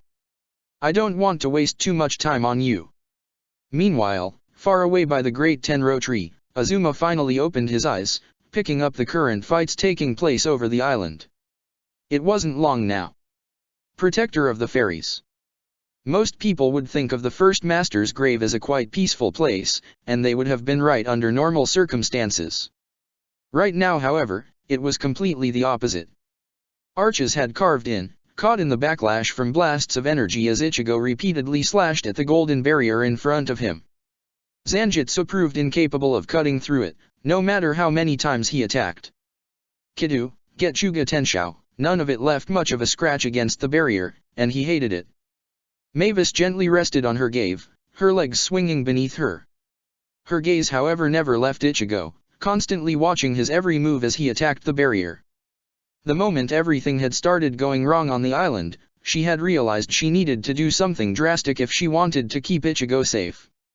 He had reluctantly stayed put when Makarov had run off to face their invaders, but that peace had shattered the instant Makarov had fallen. She had used the moment Ichigo had reached to grab his Zanpakuto to put up the barrier. Fairy Sphere, the spell designed to withstand all forms of energy no matter what it was.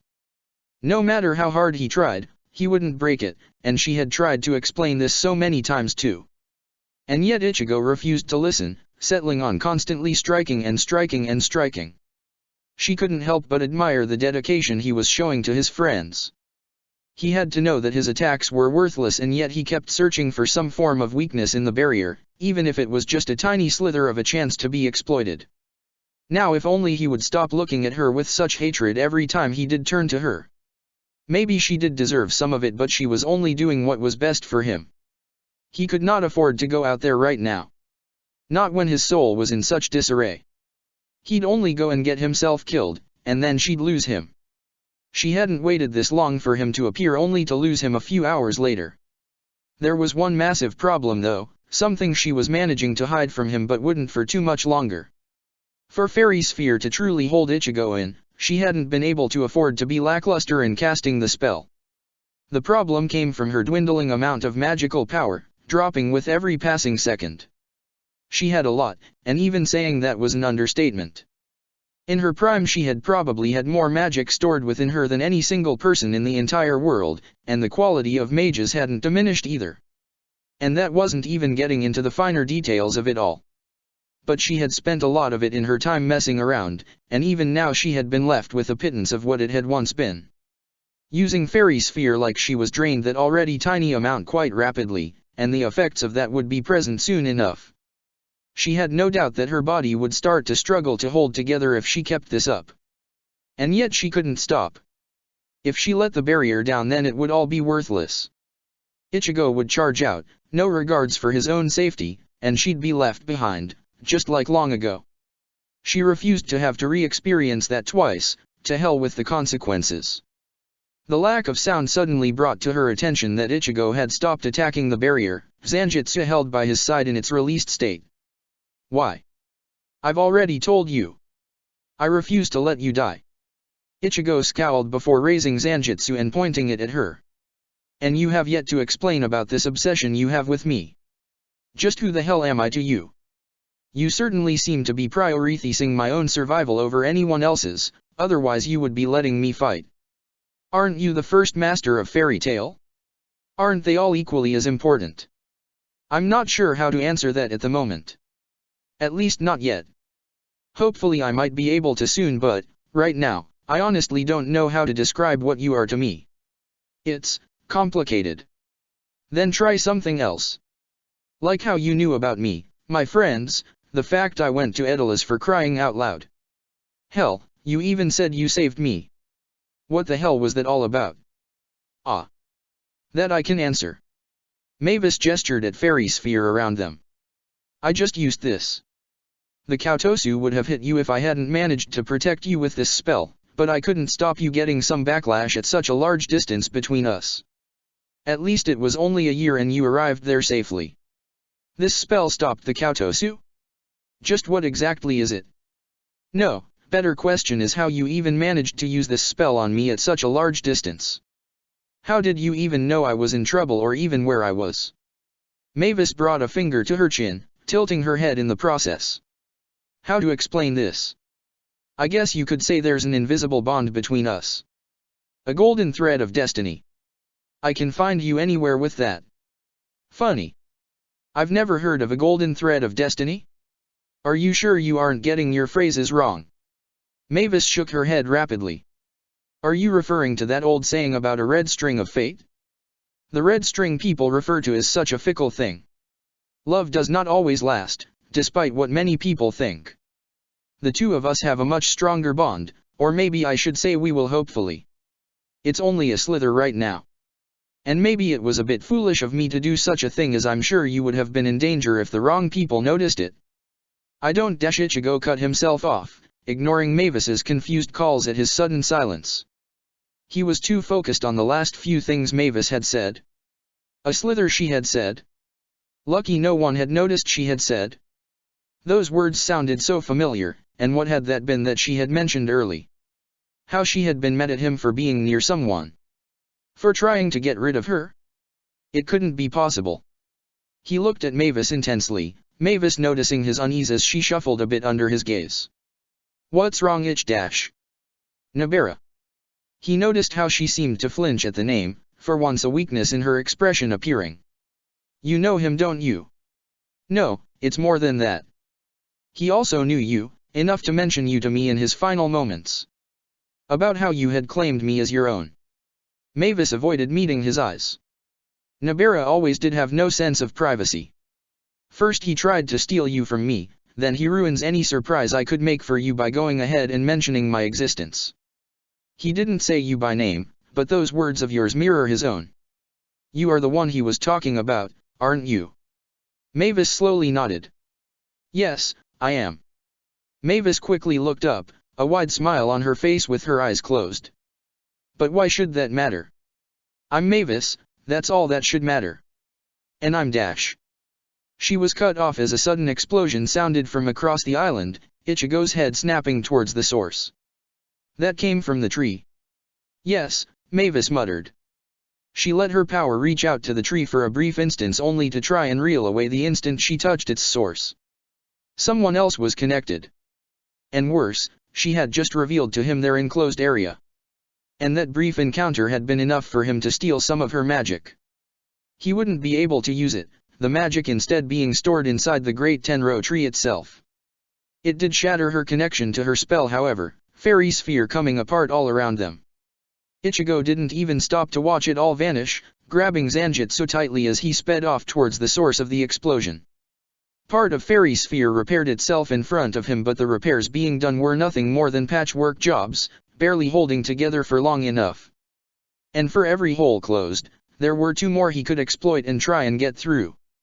Mavis simply couldn't keep up, Ichigo speeding past her as he finally broke through even as she reached out a shaking hand towards him. No, she muttered in despair, watching Ichigo vanish into the distance. She leapt to her feet as she broke out in a chase, desperate to catch up. Don't leave me behind. Don't leave me alone. Please, come back. Ichigo. Her screams went unanswered, but it didn't mean they went unheard, Zeref watching from the distance as fairy sphere finally collapsed. He didn't bother rushing after the 2, knowing there was no way his prey would escape him. With that in mind, he broke into a slow walk, his eyes locked on the distance. He didn't even care as the life around him died on his way. Protector of the fairies. Come on, shouted Zangkro as he propelled himself through the air with jets of black flames from his feet. Catch me if you can, little dragon slayers. You aren't getting away from us, shouted Natsu in response, his own actions mirroring a lot of what Zangkro was doing with his flames. The only difference between the 2 was he was faster, Wendy's vernier spell enhancing his own movement.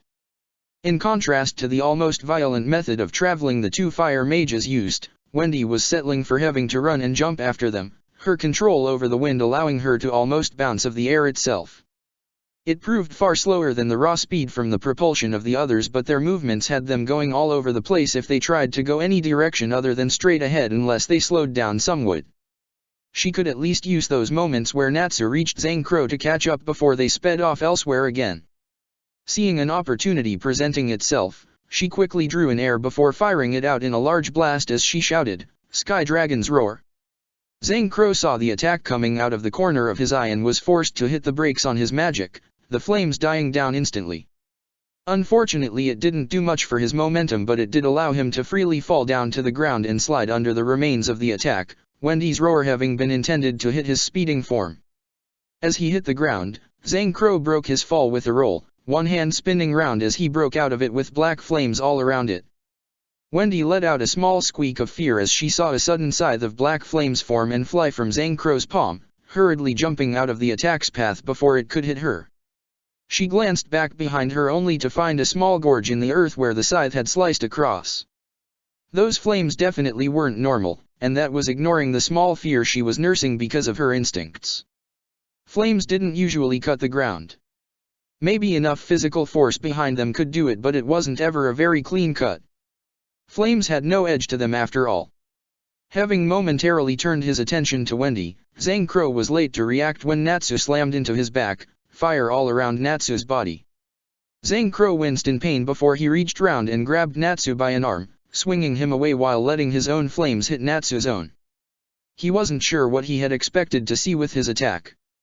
Natsu didn't either. So it was a pleasant surprise for one while a horrible one for the other when the black flames started trying to devour the normal flames Natsu was emitting. To Natsu's relief, the black flames were quickly beaten down by his own larger amount of flames around him, but he couldn't hide the fear that had temporarily crossed his face. And, to make things worse, he had felt something from those flames. They had hurt. And it wasn't even from anything Zangkro did, it was the presence of the flames against him on their own. How long had it been since he had felt heat and been hurt from it? Not since he had met Igneel and become a dragon slayer, he knew that for a fact. Since that day when he had gained his magic, he had never been able to be hurt by flames. He was resistant to them. Immune, you could probably argue, but the impact could still hurt. The flames themselves threw were harmless. So why did it hurt now? Why was he so scared of these flames instinctively? "Hey Wendy," Natsu softly called over to her. "Can you increase my power? I don't want to give this guy any openings." Wendy nodded, quietly muttering the chants in her head as she raised her hands upwards. "Arms X armor X vernier." Natsu smiled as he felt the boost to his power along with a refresh on the speed. He didn't recognize Wendy using armor before, but the effect needed no explanation. It couldn't mean anything else by increasing his defense, completing the three essentials in physical combat: attack, defense, and speed. Natsu shot forward, flames blasting from his feet for a second to try and catch Zhang Crow off guard. Zhang Crow dodged the wild swipe of Natsu's fist before he was forced to jump over a sudden sweeping leg, flames all around it. As Zhang Crow went to attack, Natsu suddenly backed off, the reasoning appearing as Wendy spun her staff round and stabbed forward at Zhang Crow. At her distance it did nothing, but the winds that had been circling around it continued forward, blasting Zhang Crow back a few steps as he tried to tighten his grip on the ground. Using the chance, Natsu brought both arms back before snapping them back forward, spirals of flames flying off them. Fire Dragon's Wing Attack. The attack hit Zhang Crow only for the man to laugh, even as the flames consumed him. An arm burst out of the flames before it grabbed Natsu by the neck, pulling him forward before Zhang Crow himself burst out of the flames himself, his knee snapping up into Natsu's stomach and knocking out the precious air Natsu was trying to hold onto. Struggling for air, Natsu released a torrent of flames out in all directions, the force strong enough to make Zhang Crow loosen his grip momentarily, but that chance was all Natsu needed to get his breath back.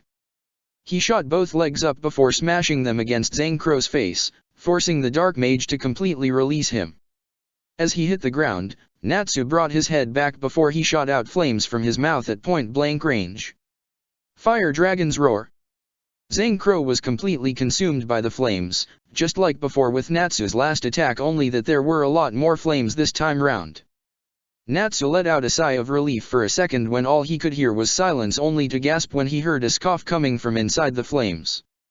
"Is this all you've got?" Right before his eyes, the flames were sucked upwards towards Zhang Crow's open mouth, the Dark Mage eating them all just like Natsu did normally. For the first time Natsu felt that fear all other fire mages had against him. To see his own attack being neutralized and eaten before his eyes, the power behind it now helping fuel Zhang Crow, he almost felt his spirit get crushed. Zhang Crow sucked in the last flicker of the flames before burping, wiping his mouth with one hand as he let out a large satisfied groan. "Man, that hit the spot. I'll tell you, flames from a dragon slayer truly are a better delicacy than anything else." Wendy shuddered as she realized what she was seeing, and she knew Natsu must be coming to the same conclusion. The warnings her mother, Grandini, told her as she grew up were always to help prepare her for the future, and she had mentioned many times about the existence of more than dragon slayers. She had always assumed them might have been something to scare her into taking her training seriously, but she had listened carefully just in case. Natsu would have likely been the same as her too. From what she remembered, there was a balance of 3 different slayer magics. Grandini never went much into the details on that, waving off questions with words of advice to stay away from thinking about the relationships too much, but she had answered one important part. There was an order to the element of each slayer. If Zhang Crow could eat Natsu's magic, the flames of a dragon slayer, it meant he could only be one thing. "Now then," said Zhang Crow, bringing his own head back like Natsu had before. "Here is how it is done. Run." Wendy screamed at Natsu. "He's a dash." "Godslayer," muttered Natsu, still in shock. "There's no way dash." "Fire God's bellow." Wendy screamed in fear as the flames burst against Natsu, a scream of pain erupting moments later from within the flames itself. She knew what that meant. It was Natsu, crying out in pain. Protector of the Fairies. Check the description for the links to the author.